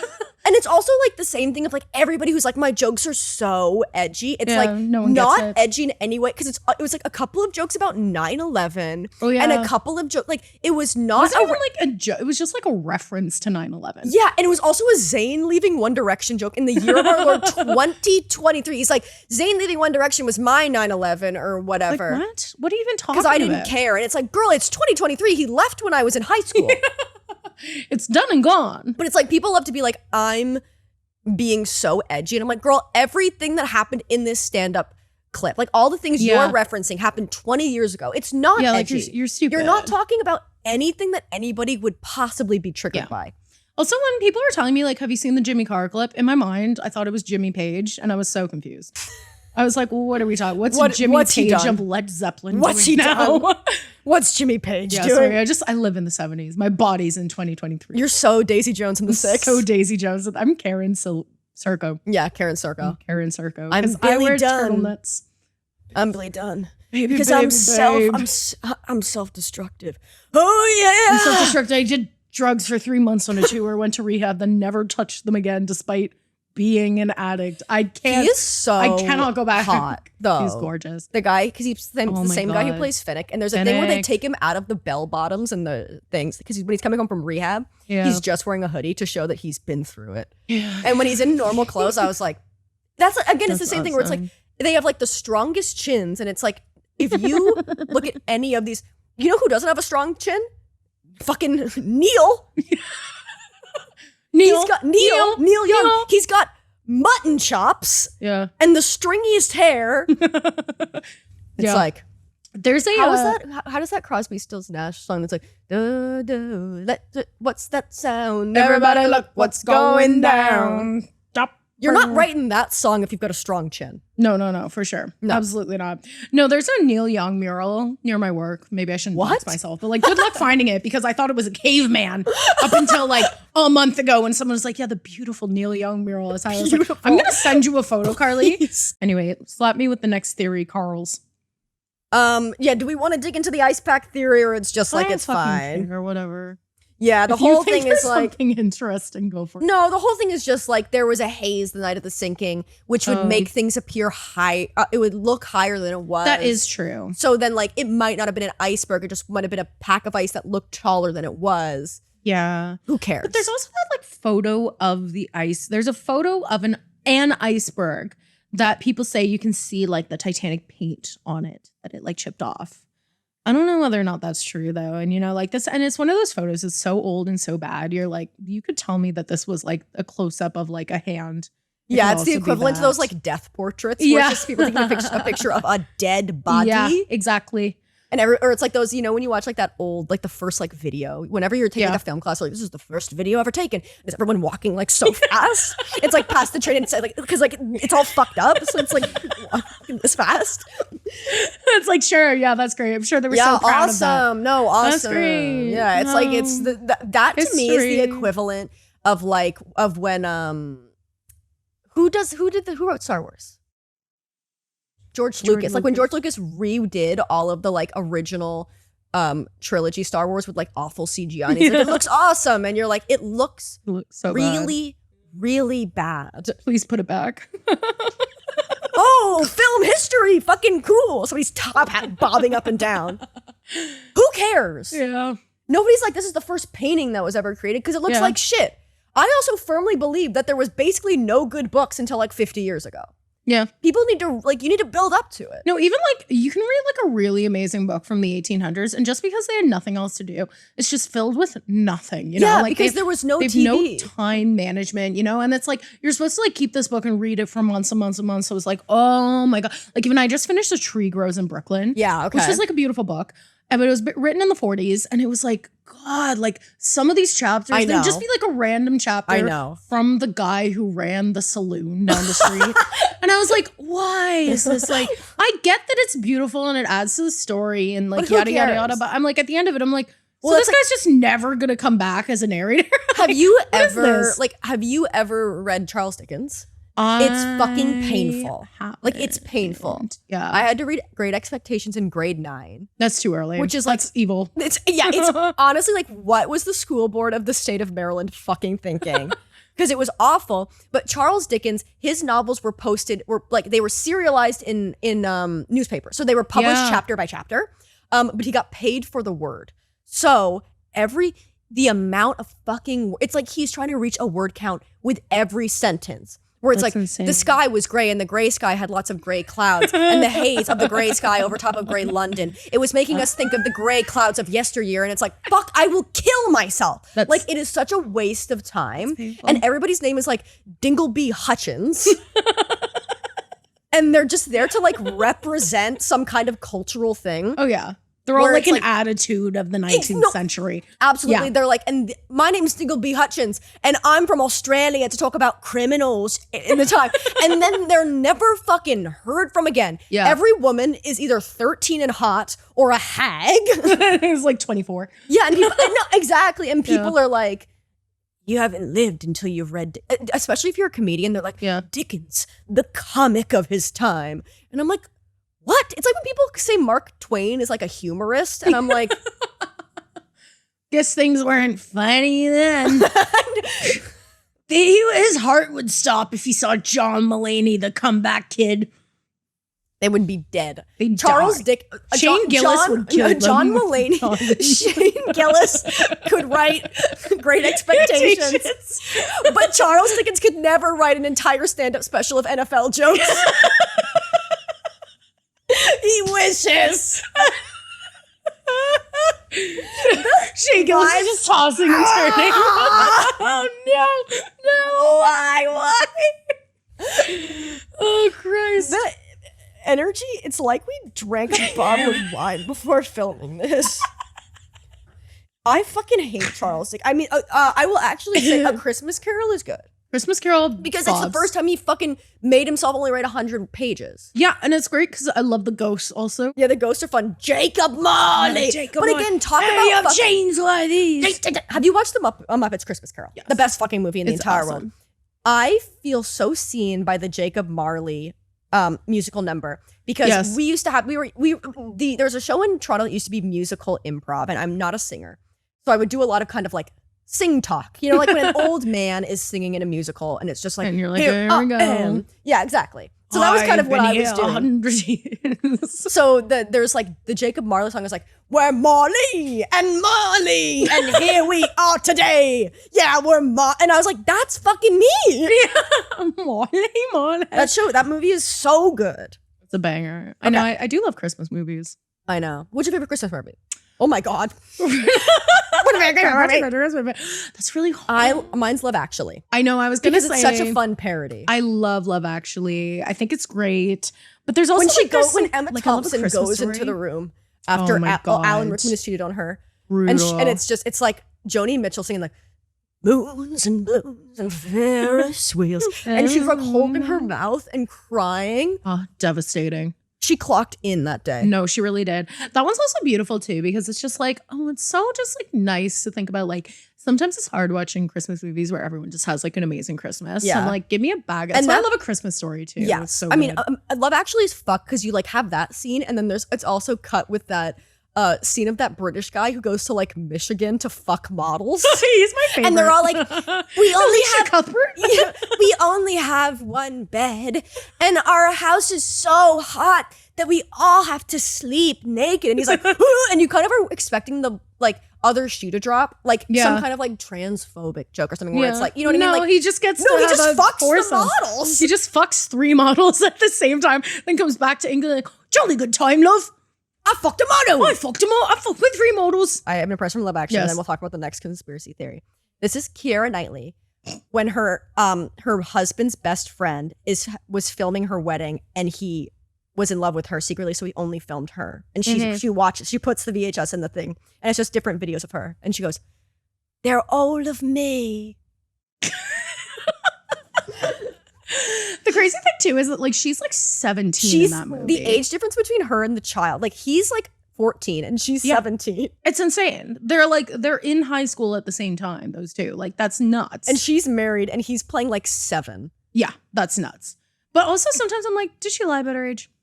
Yeah, she did the Mila Kunis. I know. I feel like she might have lied about her age a little bit. I would if I didn't say it online a bunch. Because the second my agent found out I was 24, she stopped. She was like, it's kind of crazy.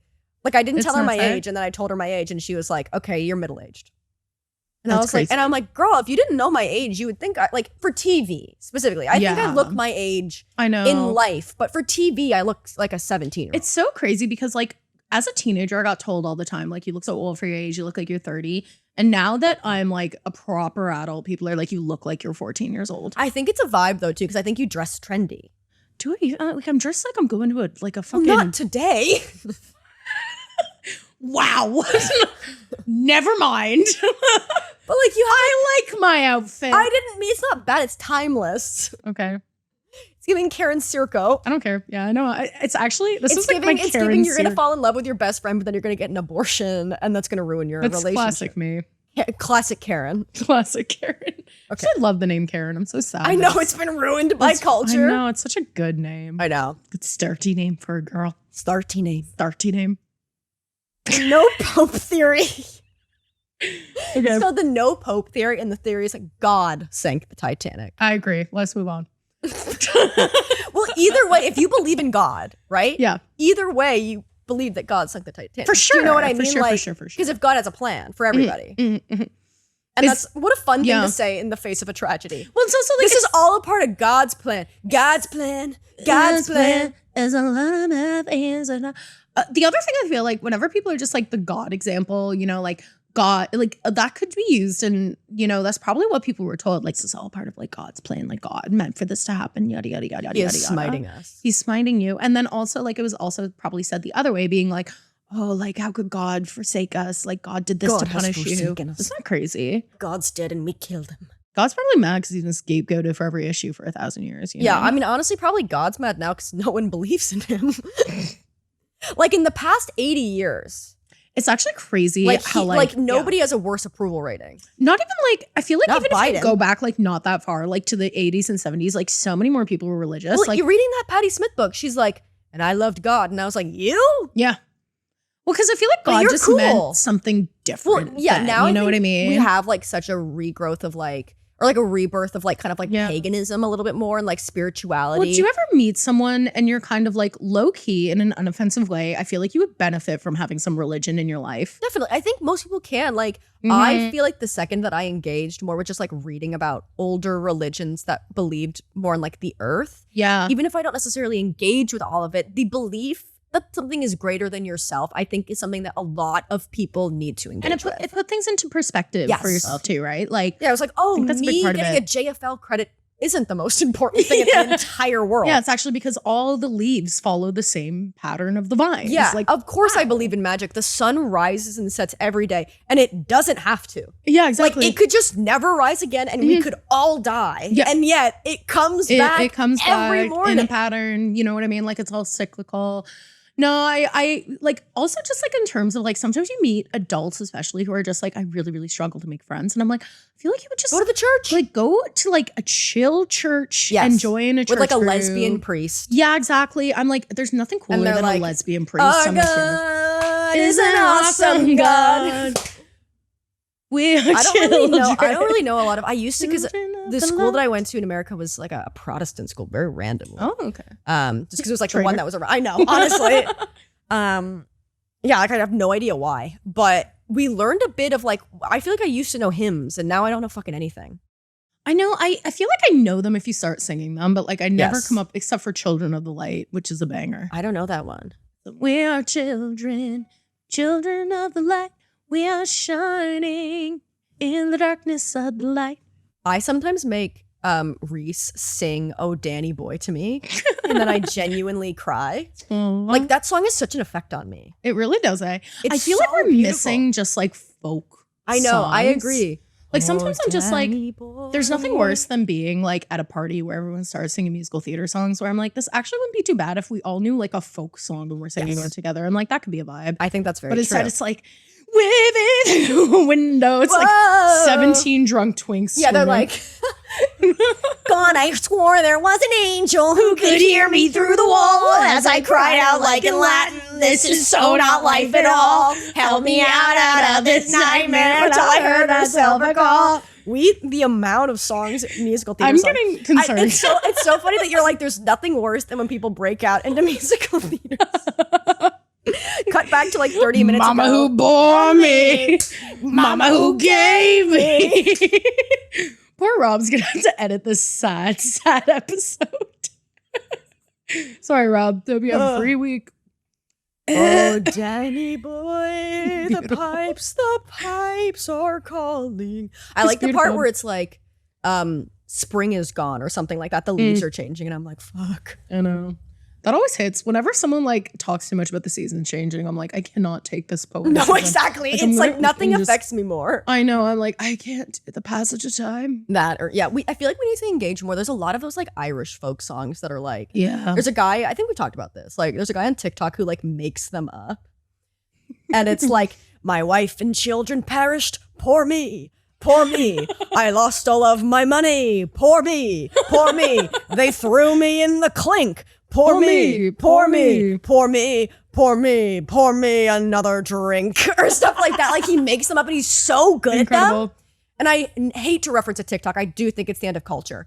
I really don't think it's good. Like whenever somebody's like, have you seen that TikTok? I'm like, it's not really like a fun conversation. TikToks also just like have divulged like my whole For You page. I think I was saying this probably in another episode, but it's all just like, he will call you in 20 minutes. 444. He's writing out a paragraph right now telling you how much he loves you. And I'm like, who is It's this? just chainmail. Yeah, I'm like, what 30-year-old comedian is writing me a poem right now? You know what I mean? Yeah. Like they're all doing drugs. So the Catholic employees of Harlan and Wolff, the Belfast company.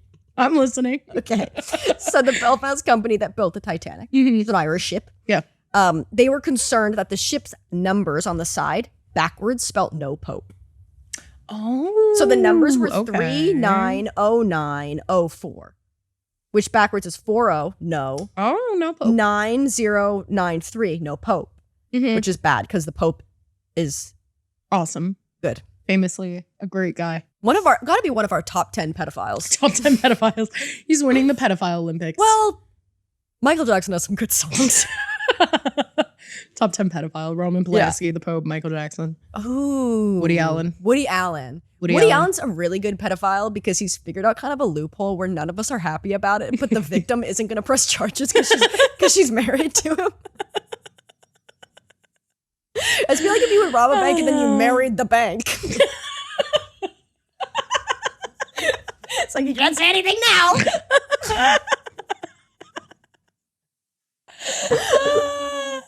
Oh, God. I honestly don't know what I would do if I saw him. I really don't know. I'm Woody not. Allen. Yeah, there's a couple of people. I think my fear would be I'd hug him. What? Do you mean that? Yeah, because when I panic, I just hug people. I'm very mean. Like there used to be like anti-abortion protesters on the TMU campus, and I was a menace because they were right outside my work every day, and I would rip up all their pamphlets and That's stuff. awesome, dude. And I would be very angry because I have a lot of misplaced anger that I can really funnel into certain topics. So I really think if I saw Doug Ford, it'd be really bad, like stuff like that, and not even I like spit white. on Rob Ford. Yeah, like honestly, At the Junos. You spit on Rob Yeah, I Ford? spit on Rob Ford at the Junos. Which honestly, now I kind of like him. What a Canadian sentence.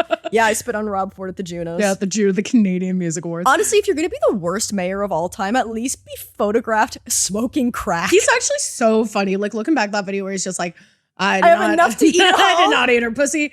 I did not eat her pussy. I have more than enough to eat at home. And it's like this guy. And before that, people forget that before that, he was just like, I was on the phone with the Mayor Hamilton. We were telling him we got to spank his hockey players in this next game, and then goes into like, and also Councilwoman, blah, blah, blah. Like, this clip is incredible. Like, this guy was just he's crazy saying anything. Then there's another clip of him like in a Jamaican restaurant talking in patois. And the worst part is he's actually really good at patois. That's the fucking insane thing. Because he's a Toronto guy, you know what I mean? Like, he wasn't lying about, like, this guy's engaged in Toronto culture for better or for worse. Yeah, just the weird parts of it. Yeah, because there's just, like, all these, like, white people being offended, and then Jamaican people being like, oh, he's actually really good at it. He's actually kind of good at this. That's so insane. Yes, I don't know. No, I feel like I'm mad too, but when it comes to, like, obviously a Woody different Allen, video. Yeah. Have you seen the video of Joe Biden talking about how he almost beat a gang with a chain? Have you seen this, Rob? That's awesome. No, so he's talking about how he's at the opening of a pool in Delaware. And he used to be a lifeguard at a pool in Delaware. He's telling this story about how, like, you weren't allowed to swim in the pool with hair gel or whatever. And this guy who was black had a lot of hair gel in his hair and he was going to jump in the pool. Mm-hmm. And Joe Biden basically said, hey, and then referenced some fucking guy from like the 50s who was a black guy who had hair gel, who's famous for having fucking hair gel. I don't know. And he said, hey, I don't know what the name of the singer is, but like, hey, John, what, like, you can't get in the pool with your hair gel. Yeah. Okay. And the guy is like, just in some way or form, like, I gotta look this up. Just like the actual Joe Biden chain cornpop. Okay. Cornpop. What? Okay. The year was 1962, and Joe Biden, a swimming pool security guard in his early 20s, had a problem. A tough guy by the name of Cornpop, the leader of a Delaware gang called the Romans, was waiting for him outside a pool.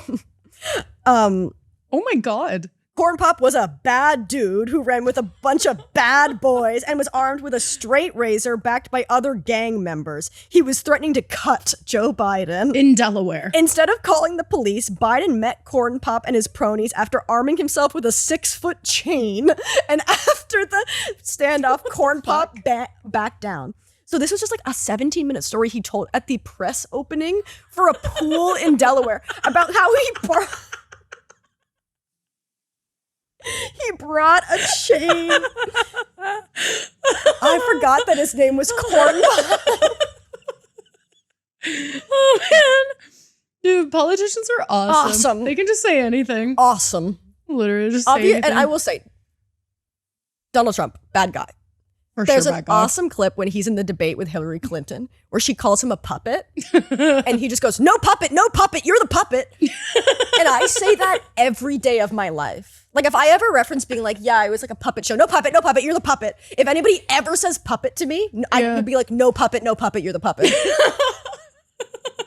Because it's like he like short circuits in his brain. Oh yeah. No, Trump was awful, but the best thing of Trump was just the insane sound bites you would get every week. Yeah. Remember when he said like Kofefe and we were like, got him. He's fucked. He's done. There's no way he's gonna be president. He's done. Never gonna be president. Never gonna be president. Do you remember when Lin-Manuel Miranda was hosting SNL and it was the day of the Trump Access Hollywood being taped? And in his opening monologue, Lin-Manuel Miranda's walking down the hallway of all the framed SNL like hosts, and Donald Trump hosted SNL, and he stands by the Donald Trump headshot and goes, well, he's never gonna be president now, never gonna be president now, and he dances like that, and then he became president. Oh my God. So the theory of this is like the numbers on the hull spelled out no pope. No pope. But the numbers weren't that. The hull number painted on the ship was 401, and the board trade number of the Titanic was 131428. So it just wasn't even no pope. Even if the numbers had read no pope, there weren't any Catholic workers at Harlan and Wolff to be upset. The company had driven its Catholic employees away in the late 1800s, and by the 20th century, they were all Protestants. Oh dear. Well, she's an Irish ship. She's a Protestant ship. The Protestant ship. Okay, yeah, I mean, like, sure. That one I believe. At least that one's fun because it kind of, if you're pulling on the supernatural, it's harder to disprove than being like, it hit a fucking piece of ice. No, I do. It's really hard to disprove God. Yeah. Because he's both. Because you can't prove it. So you can't and not present. Disprove it. Yeah, you can't prove it. You can't disprove it. It can't go over, can't go under. Gotta go through it. Weebles and wobbles, but it won't fall over. Mm-hmm. You know, like it's. I got enough to eat at home. Got enough, more than enough to eat at home. Also, I hope God gets her pussy eaten. I love when Doug Ford ate a bee as well. When he ate a bee on National I forgot about that. And then to lean into the joke, he ate a fake bee on TV afterwards and ruined the joke immediately. The mayor of Toronto, the premier of Toronto. The premier of Ontario. Sorry, I don't really fucking care. His brother was the mayor of Toronto who smoked crack. Okay, I found my Rob Ford cracked shirt. I'm gonna wear it next time. Okay, great. We'll get one for Rachel Zegler, and she can wear it on the podcast. Rachel Zegler, come on Truthtanic. Come on Truthtanic. We can talk about cornpop and Joe Biden's And we're gonna teach you all about Rob Ford, former mayor of Toronto. Yes, may he rest. May he rest in peace. I hope he has peace. Yeah, I mean, personally, sure. Saw someone cross themselves on the streetcar today, and I was like, "Girl, me too." I feel that. Girl, I agree. Okay. Now we have the final, and I would argue the best. I'm excited for this one. The best conspiracy I've been waiting theory. truly since we started recording. Yeah, of course. It's obviously like this is the writer in me. Being like, we got to end on the mummy's curse. Oh yeah, no. Your progression made sense. Which is that the Titanic was sunk literally by the mummy's curse. And I believe that one. This is the most plausible because it's the most outlandish, I think. I agree. You know what I mean? And it's fun. It's not like the world order. They're all controlling it. Illuminati. Like, no, mummies. The Illuminati. It's Rami Malek in Night at the Museum. I watched that movie High. You've gotta watch. No, it's really awesome. It's so funny. I was literally crying moved because this is the whole thing too where Robin Williams. I was going to say Robin Thicke. I know. Not Robin I Thicke. really heard you about to say Robin Thicke. Bloodlines. I know you want it. Yeah. Robin Williams plays Teddy Roosevelt, and he's in love with, I want to say Sacagawea. Yes, Sacagawea. And she's behind a glass box. So he only watches her from afar, and it's kind of it's like the narrative of like, he's in love with her, but he can't say anything. And you're supposed to be like, Robin Williams is such a good actor. Mm-hmm. I love him. He's amazing. So much. A legend. Where it's like that plot Captain, point my to captain. me, truly. Oh, Captain, my captain. I am the captain now. He's the captain. He's the captain now. Oh, Captain, my captain. Where it's like that plot point to me could be so like, oh, like I hate shit like that. That's just like because he likes you, it's romantic that he's decided this. But he's such a good actor. You're like, absolutely. But I was like sobbing watching it so high. And I called my boyfriend being like, if you were famous, you would be Ben Stiller in this. There's no better role for you. And he was like, cool. Are you okay? They have like Mickey Rooney, who's like the old security guard. And he's like, what are we doing here? We don't know if it's going to be him. And the entire time you're watching it being like, he got nominated for an Oscar for playing a Japanese man in Breakfast at Tiffany's. That's crazy. So, the mummy's curse. Awesome. There was a mummy on the Titanic. So yes, this comes from, of course, Queen lesbian rights activist. Kathy Bates. Kathy Bates herself, the unsinkable Molly Brown. If you have listened to another episode of this podcast, then you don't know who she is. And if you had, we've talked about her a million times. You should know her. Know her name. Speak it into existence. I will not live in a world in which the unsinkable Molly Brown is forgotten. She's basically a rich woman who would travel around the world kind of like getting artifacts and getting knowledge to create like a museum and also just have a good time. Just have a good time have vibing. Fun. Rich woman, unmarried. She was in 4 shipwrecks and survived them all. Fucking queen. So like when everybody else was like fucking dying, like fucking libs on the Titanic, she just like packed up her book and all her, and like her little pocketbook. Yeah. Got her little mummy. Yeah. And sat her ass on a lifeboat. Took her mummy and then was in Misery. She was. Kathy Bates. That movie is also really good. I haven't seen it. She's so good. I watched she's in American Horror Story Coven. Oh yes.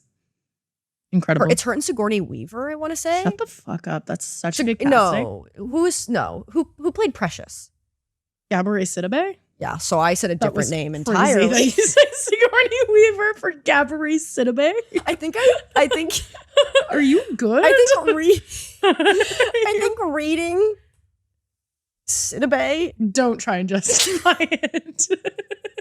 So the unsinkable Molly Brown, the theory basically is that she brought a mummy onto the Titanic. And the mummy, obviously, if you kind of like move a mummy's sarcophagus, there's a curse on it because they want to rest in their final resting place, which isn't that bad. Let's say that. If you want to rest where you were buried, I think that's fair. Totally fair. Also, we could have discussed this earlier when I was telling you about the mummy's curse, where we were going to talk about the conspiracy theory on the podcast. Yeah. And a little bit of cultural context is that ancient Egypt was fucking everything to the people of the 1910s. Vogue. Like, it was very, very culturally relevant. They were obsessed with it because it was just like they were doing all these excavations. Yeah. Yes, that's how you say it. They were doing like a lot of like discoveries and stuff, and they were bringing back artifacts like for museums and stuff and like grinding up a bunch of mummies, you know. And that's it. That's that. It was, so like this would have been very like, I like this one too because it just reminds you like now we're like, that's crazy. But like in the time, it would be like. If they found. So in it. If mummy sarcophaguses were like discovered now, what the fuck? That'd be crazy. Exactly. I feel like it's very. It's like, honestly the AI of its time. I think it's kind of AI. It's also kind of like, it gives me like Illuminati vibes where it's like every single thing in the universe has an Illuminati conspiracy right now. Yes. And in like 50 years, people are going to be like, why? Why is there an Illuminati theory for like everything? Nike shoes? You know what I mean? Like this is, like it feels insane. Well, it's the whole like the really like racist like conspiracy theory that aliens built the pyramids. Yes. They're like people from the Middle East and Africa. They couldn't build a triangle. They couldn't build the triangle. It's like it was slave labor, babe. Yeah. It's like no, they were working hard. Yeah, they were working. They didn't have to do it in 6 months. Yeah, they took their time. So the unsinkable Molly Brown was bringing an ushabti, which is a small figurine of mummified people used in ancient Egypt society. And it was buried with nobility and royalty. Ooh, so it wasn't like a physical massive sarcophagus like we're imagining. I do have a picture on my laptop that I will, if you're watching the video on the Truthtanic YouTube video, I will overlay it on the screen so you can see what they look like. They're about 3 feet tall. So it's not as big as like because I'm picturing like a mummy's sarcophagus. You know what I mean? I'm picturing a coffin. I feel like I'm picturing what it is. They're a bit smaller. Yes. And it is like, it's not like the sarcophagus, like it's like the mummified body. I don't know how they got it to be 3 feet. Binding. You know, just draw it out. So draw it out. Drawing it out. Like a raisin.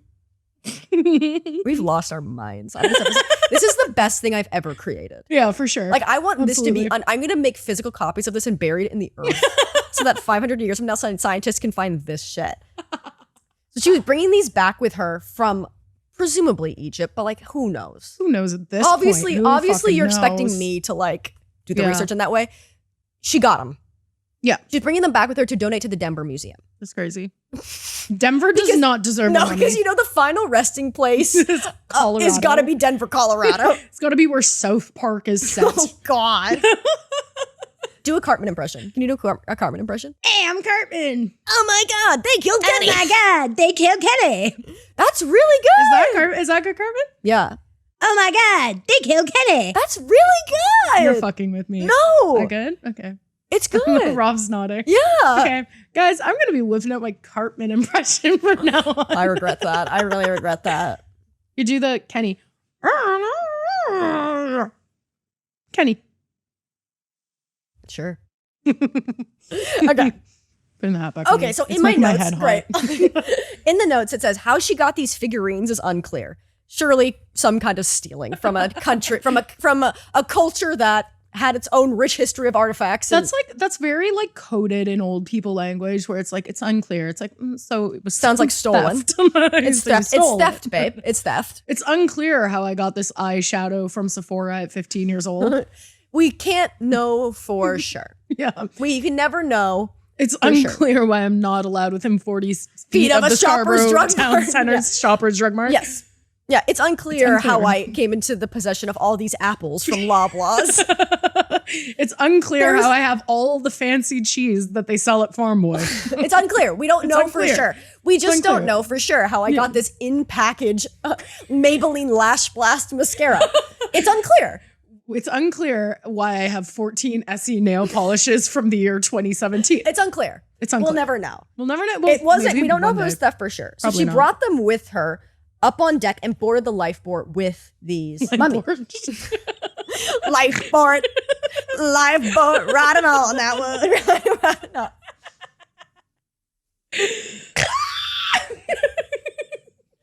Drunk in love, baby, on lifeboat.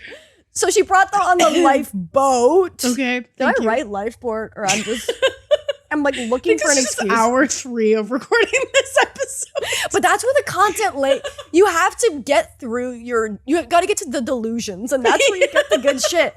Yeah, exactly. So she the boat hit an iceberg, spoiler alert, and she packed her little... Did I say it? No, I said it. Okay, I'm just fucking with you now. I'm sorry. Ow. It hurts. Crack a rib? It hurts. What did you do? Are you okay? Yeah, there's just a pain behind it. It's so dark outside. Yeah, the sun is set. The sun is set. So she brought them up. So she got the ship in an ice port. And then she brought them up. Oh no, the light. Okay. So the Titanic. So wait, the Titanic hit an iceberg. Yes. Molly Brown packs her ushabti in a little cloth, goes to the lifeboats, they're saved. Okay. Yeah. So this is from this myth that it was a mummy's curse and that a mummy was on board the Titanic. That's how this was born, basically. Yeah. But it gets kind of like, as with the rumor mill and stuff like that, it gets blown out of proportion. Yeah. Less than a month after the sinking, the Washington Post ran a story with the headline, "Ghost of the Titanic, Vengeance of Hoodoo Mummy Followed Man Who Wrote Its History." Oh my God. The New York Times being like, "Mummy! Mummy sank the Titanic." Well, it's the same one like when King Tut's oh my God. Corpse? No, when his grave site was like excavated, like all these people that was a part of it all died. Yeah. In like weird, mysterious ways. And I was kind of like, I don't know if there's like a mummy's curse, but there's something to be said about like just infecting yourself with bad vibes. Definitely. Like, you know, sometimes I feel like we hear things like mummy's curse and I'm like, is that just old people speak for like bad karma? Vibes? Yeah. And karma, you know what I mean? Where it's just like, oh, karma's gonna get you. Like, you know, like karma's also, my boyfriend. Also, it can't be good for you. Mummy's curse. Mummy's curse is my boyfriend. Facts. I believe it. Yeah. That's what I believe the most. I do also think there's like infecting, just sucking in old dust has got to kill you. I honestly, it's got to, like, mesothelioma is coming for you. That's a big word, Carley. There was a lot of ads growing up in America about how everybody every person in the world was exposed to asbestos and had mesothelioma. Can I just say, like, not even being funny, this genuinely is the conspiracy I believe the most out of the ones we've heard. The mummy's curse. Okay. Yes. Just because truly, yeah, like I do feel like, you know, you can make me believe, especially like, you know, I'm an astrology girly, I'm a tarot girly, we're crystal, it's a lot more believable that after stealing artifacts from a sacred site, that would carry some bad vibes. Yeah, and especially like you've just had this like it was like a very exploitative time in history. Totally. Which I mean, all of history when is it not exploitative? When is it not? It's exploitative right now. But I'm like, yeah, like this makes sense that like, you know, you have this kind of like beacon of wealth like sinking because it has these stolen artifacts on it. You know what I mean? I don't have it on this list, but like there was a very there was a big conspiracy theory in Black communities that there was no Black people on board the Titanic. And like the reason why the Titanic sank is because of like white people's hubris, which there were Black people on the Titanic, but also probably very true. Like I will buy into the idea of just like hubris as this entire thing. Because it birthed a whole like a Black folk tale that was basically updated from like other older stories about slave ships sinking, where there was the idea that a black guy was the only one who could swim, and he was this kind of like black folk creature that was kind of like a Rumpelstiltskin, kind of like fairy mischievous guy. Okay. And when the Titanic sank, he could swim and no one else could. So then all the white people were like, you can marry my daughter. You can marry my daughter. I know I said you couldn't before, but you can have our money. And he was like, no. And then let them all die, which is awesome. But like, it was a very big thing in like black communities at the time as like this massive sign of like white hubris and that kind of thing, which I think also is very, very true. It is just this like massive symbol of just like oppression and exploitation at the time, which is kind of crazy. Sure. Yeah, it's crazy too, because like this particular time in history, you know, like you're 50 years out from the Civil War, like, you know, like we're really, this is like insane. Which is nuts. That's actually when you put it in that perspective, like you're 50 years out from the Civil War, like you're really seeing the birth of this kind of like the society that like would be the 20th century, you know, like I'd say like, you haven't had like the stock market crash or any world wars. Like, you haven't had the stock market crash. You haven't had the second. Yeah, like for everything that's coming. What? We've had the First World War? No, we hadn't. Sorry. Okay, good. I was worried. What did I say? You said we haven't had the Second World War, and I was like, oh yeah. no. But like all these things that like really shaped culture for the 20th century were all kind of being set up in this era. And I feel like you could even argue now, like, sure, we're like, I feel like ours is more like 9/11 for right now, Definitely. Which was like such a turning point. But like really, you could still argue that like this is a time where like they're really trugging forward into the modern age, just kind of being like, well, all that's beyond us now. That's exactly why like something like 9/11, I mean, in addition to like, I hate to say branding, but it's like, you know, there was a real like,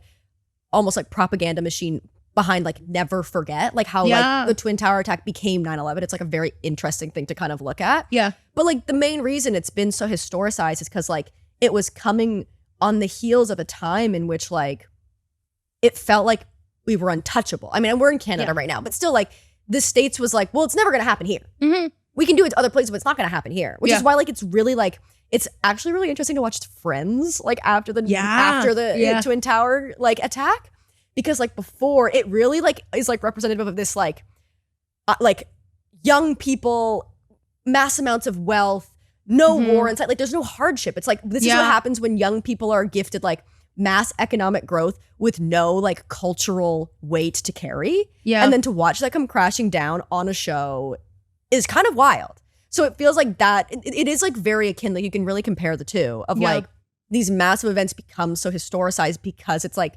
representative of like, it quite literally is an event that ended an era of we are now. And it's also right at the beginning of like a new century too. Yeah. Like I know it's like so true. Corny where we're like, where we're like, oh, like we should stop talking about 9/11. But like there are so many comparisons in terms of just like all it being like a big disastrous event to a group of people that you thought were untouchable and kind of represented like the end of one era and the start of another. Because like, you know, you look at the Titanic, like, you know, like 2 years after that, we were in World War I. 2 years after, you know, 9/11, we were in the war in the Middle East. You know what I mean? Like it's like these things really like it's a huge cycle. It's wild when things like repeat itself in that way. Yeah, and I do think that like, it's pretty.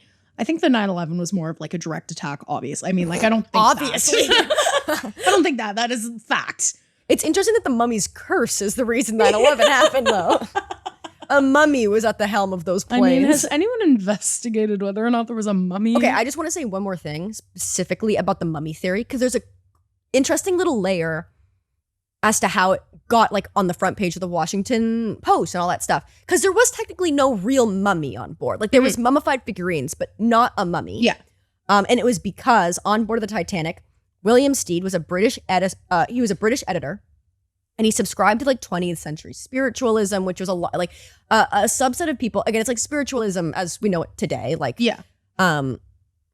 interested in karma and things of that nature. But also the kind of person that would be very interested in like mummy curse. Yeah. Is basically a long-winded way of saying like this guy is going to claim that there's a mummy's curse, this right? Guy's kind of weird. So he kept telling all of the passengers on the ship that there was a cursed mummy who had caused destruction in London and was now on board the ship. Oh my God. Which is what a shit disturber.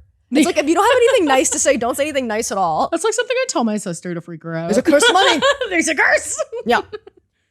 And then after the wreck, a survivor recounted Stead's stories. So like he was like, well, this guy literally said that like a mummy, on board. Because there was he was saying some allusion to like it had wreaked havoc in London prior and like ruined people's lives at her. But that mummy wasn't on board the Titanic. Like, Molly Brown survived the Titanic. You know what I mean? The mummies survived the Titanic, so it didn't happen. But they told the Washington Post. That's crazy. That's crazy. Yes. So I agree. I think that like some form of the mummy's curse or cursed artifacts, whether it even be the mummy, but like there was so much stolen art and just enormous amounts of wealth on the Titanic. Some shit. Some mummy somewhere. For sure. King Tut. I'll say King Tut. He sunk that shit. Yeah.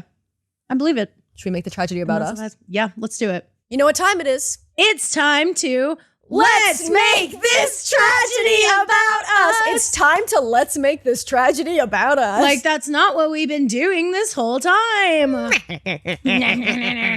So do you want to ask the question? Yes. Okay. So this is the segment of the show in which we pose a fun question to each other in the effort to make the tragedy about us. To recenter the narrative on the people that matter. 2 young female comedians. Podcasters were the real victims of the Titanic. I think that, you know. So Blair, what's the question? we were talking a lot about Titanic conspiracy theories today. Incredible. Apropos of nothing, no evidence required because it's about conspiracy theories, so who cares? Okay. What is your Titanic conspiracy theory? Okay, my Titanic conspiracy theory, this is so hard because I feel like it's probably that the Canadians sunk it. Okay, and explain. Because I like to think that, you know, it's sunk off the coast of Newfoundland, you know. Of an island called Newfoundland. An island called Newfoundland. Welcome to the rock. But like, you know, so many people are buried in Nova Scotia. I'm like, you know, I just want the Canadians to have a bit more involvement. So I'm like, maybe they just put the iceberg there. You know, and the Canadians were famously involved in the Titan sinking as well. They were involved in the Titan sinking. The Canadians are just close to the ocean, you know, like it's facts. But yeah, I would say that they dragged the iceberg out into the middle of the ocean and just sort of like sat in their boat and like, oh no, we just thought they'd look at the iceberg. We didn't think they'd crash. Awesome. Yeah, I love that. We're sorry. Ooh, didn't mean for that to happen. Want to get a double? Want to get a double? Want to get an apple fritter? So that's my conspiracy theory. Oh, the year was 1778. How I wish I was in Sherbrooke. Yeah. Sherbrooke. We've for sure already sung that song in full on the podcast, and I don't care. You sang the whole thing like 20 minutes ago. We're a Stan Rogers podcast, baby. Okay. Oh, yeah. Here's my theory. Yes. The captain of the Titanic, kind of in a Macbethian way, ignored the prophecy of the 3 witches, which brought tragedy upon all of his passengers. You know what? They went double, toil and trouble. Fire burn and cauldron bubble. You will sink the ship if you don't do this. And then he didn't do it. Yeah. What would that be? You know, like they need his firstborn son. And he wasn't giving it up. Yeah. You know what? There is something very Shakespearean about the sinking very of the Titanic. Much. Yeah. So I do believe it. And yeah, I do think like Macbeth is the right one to equate him to, you know. I agree. Yeah. I like that one. I like that he like ignored the prophecy. The only person who can actually steer the Titanic is not of woman born. Yeah. Like I was ripped from my mother's womb. Yeah, he was a cesarean section. Yeah. Isn't that crazy how that ends?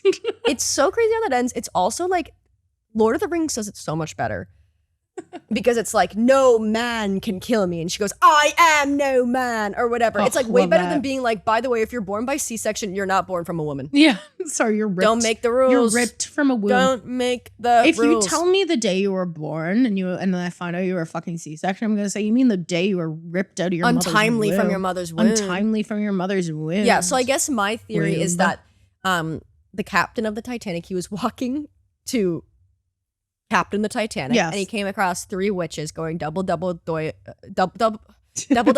in trouble, fire burning cauldron bubble, eye of newt, and something else. Eye of newt and horn of toad. Nice. I think. Maybe I might be wrong. But they're basically saying the prophecy means that massive tragedy will befall anybody who pirates the big ship if they are woman born. And the captain's like, I'm woman born, doesn't matter to me. Yeah. So then he pirates the Titanic. Yeah. He pilots it, not pirates it. We have been here for a while. We've been here for a good 4.5 hours. The sun has set. The sun has set. Okay, well, I think that was fun. Yeah, that's fun. Thank you guys so much for listening. Thank you for so much tuning in on Truthtanic. Thank you so much for tuning in on Truthtanic.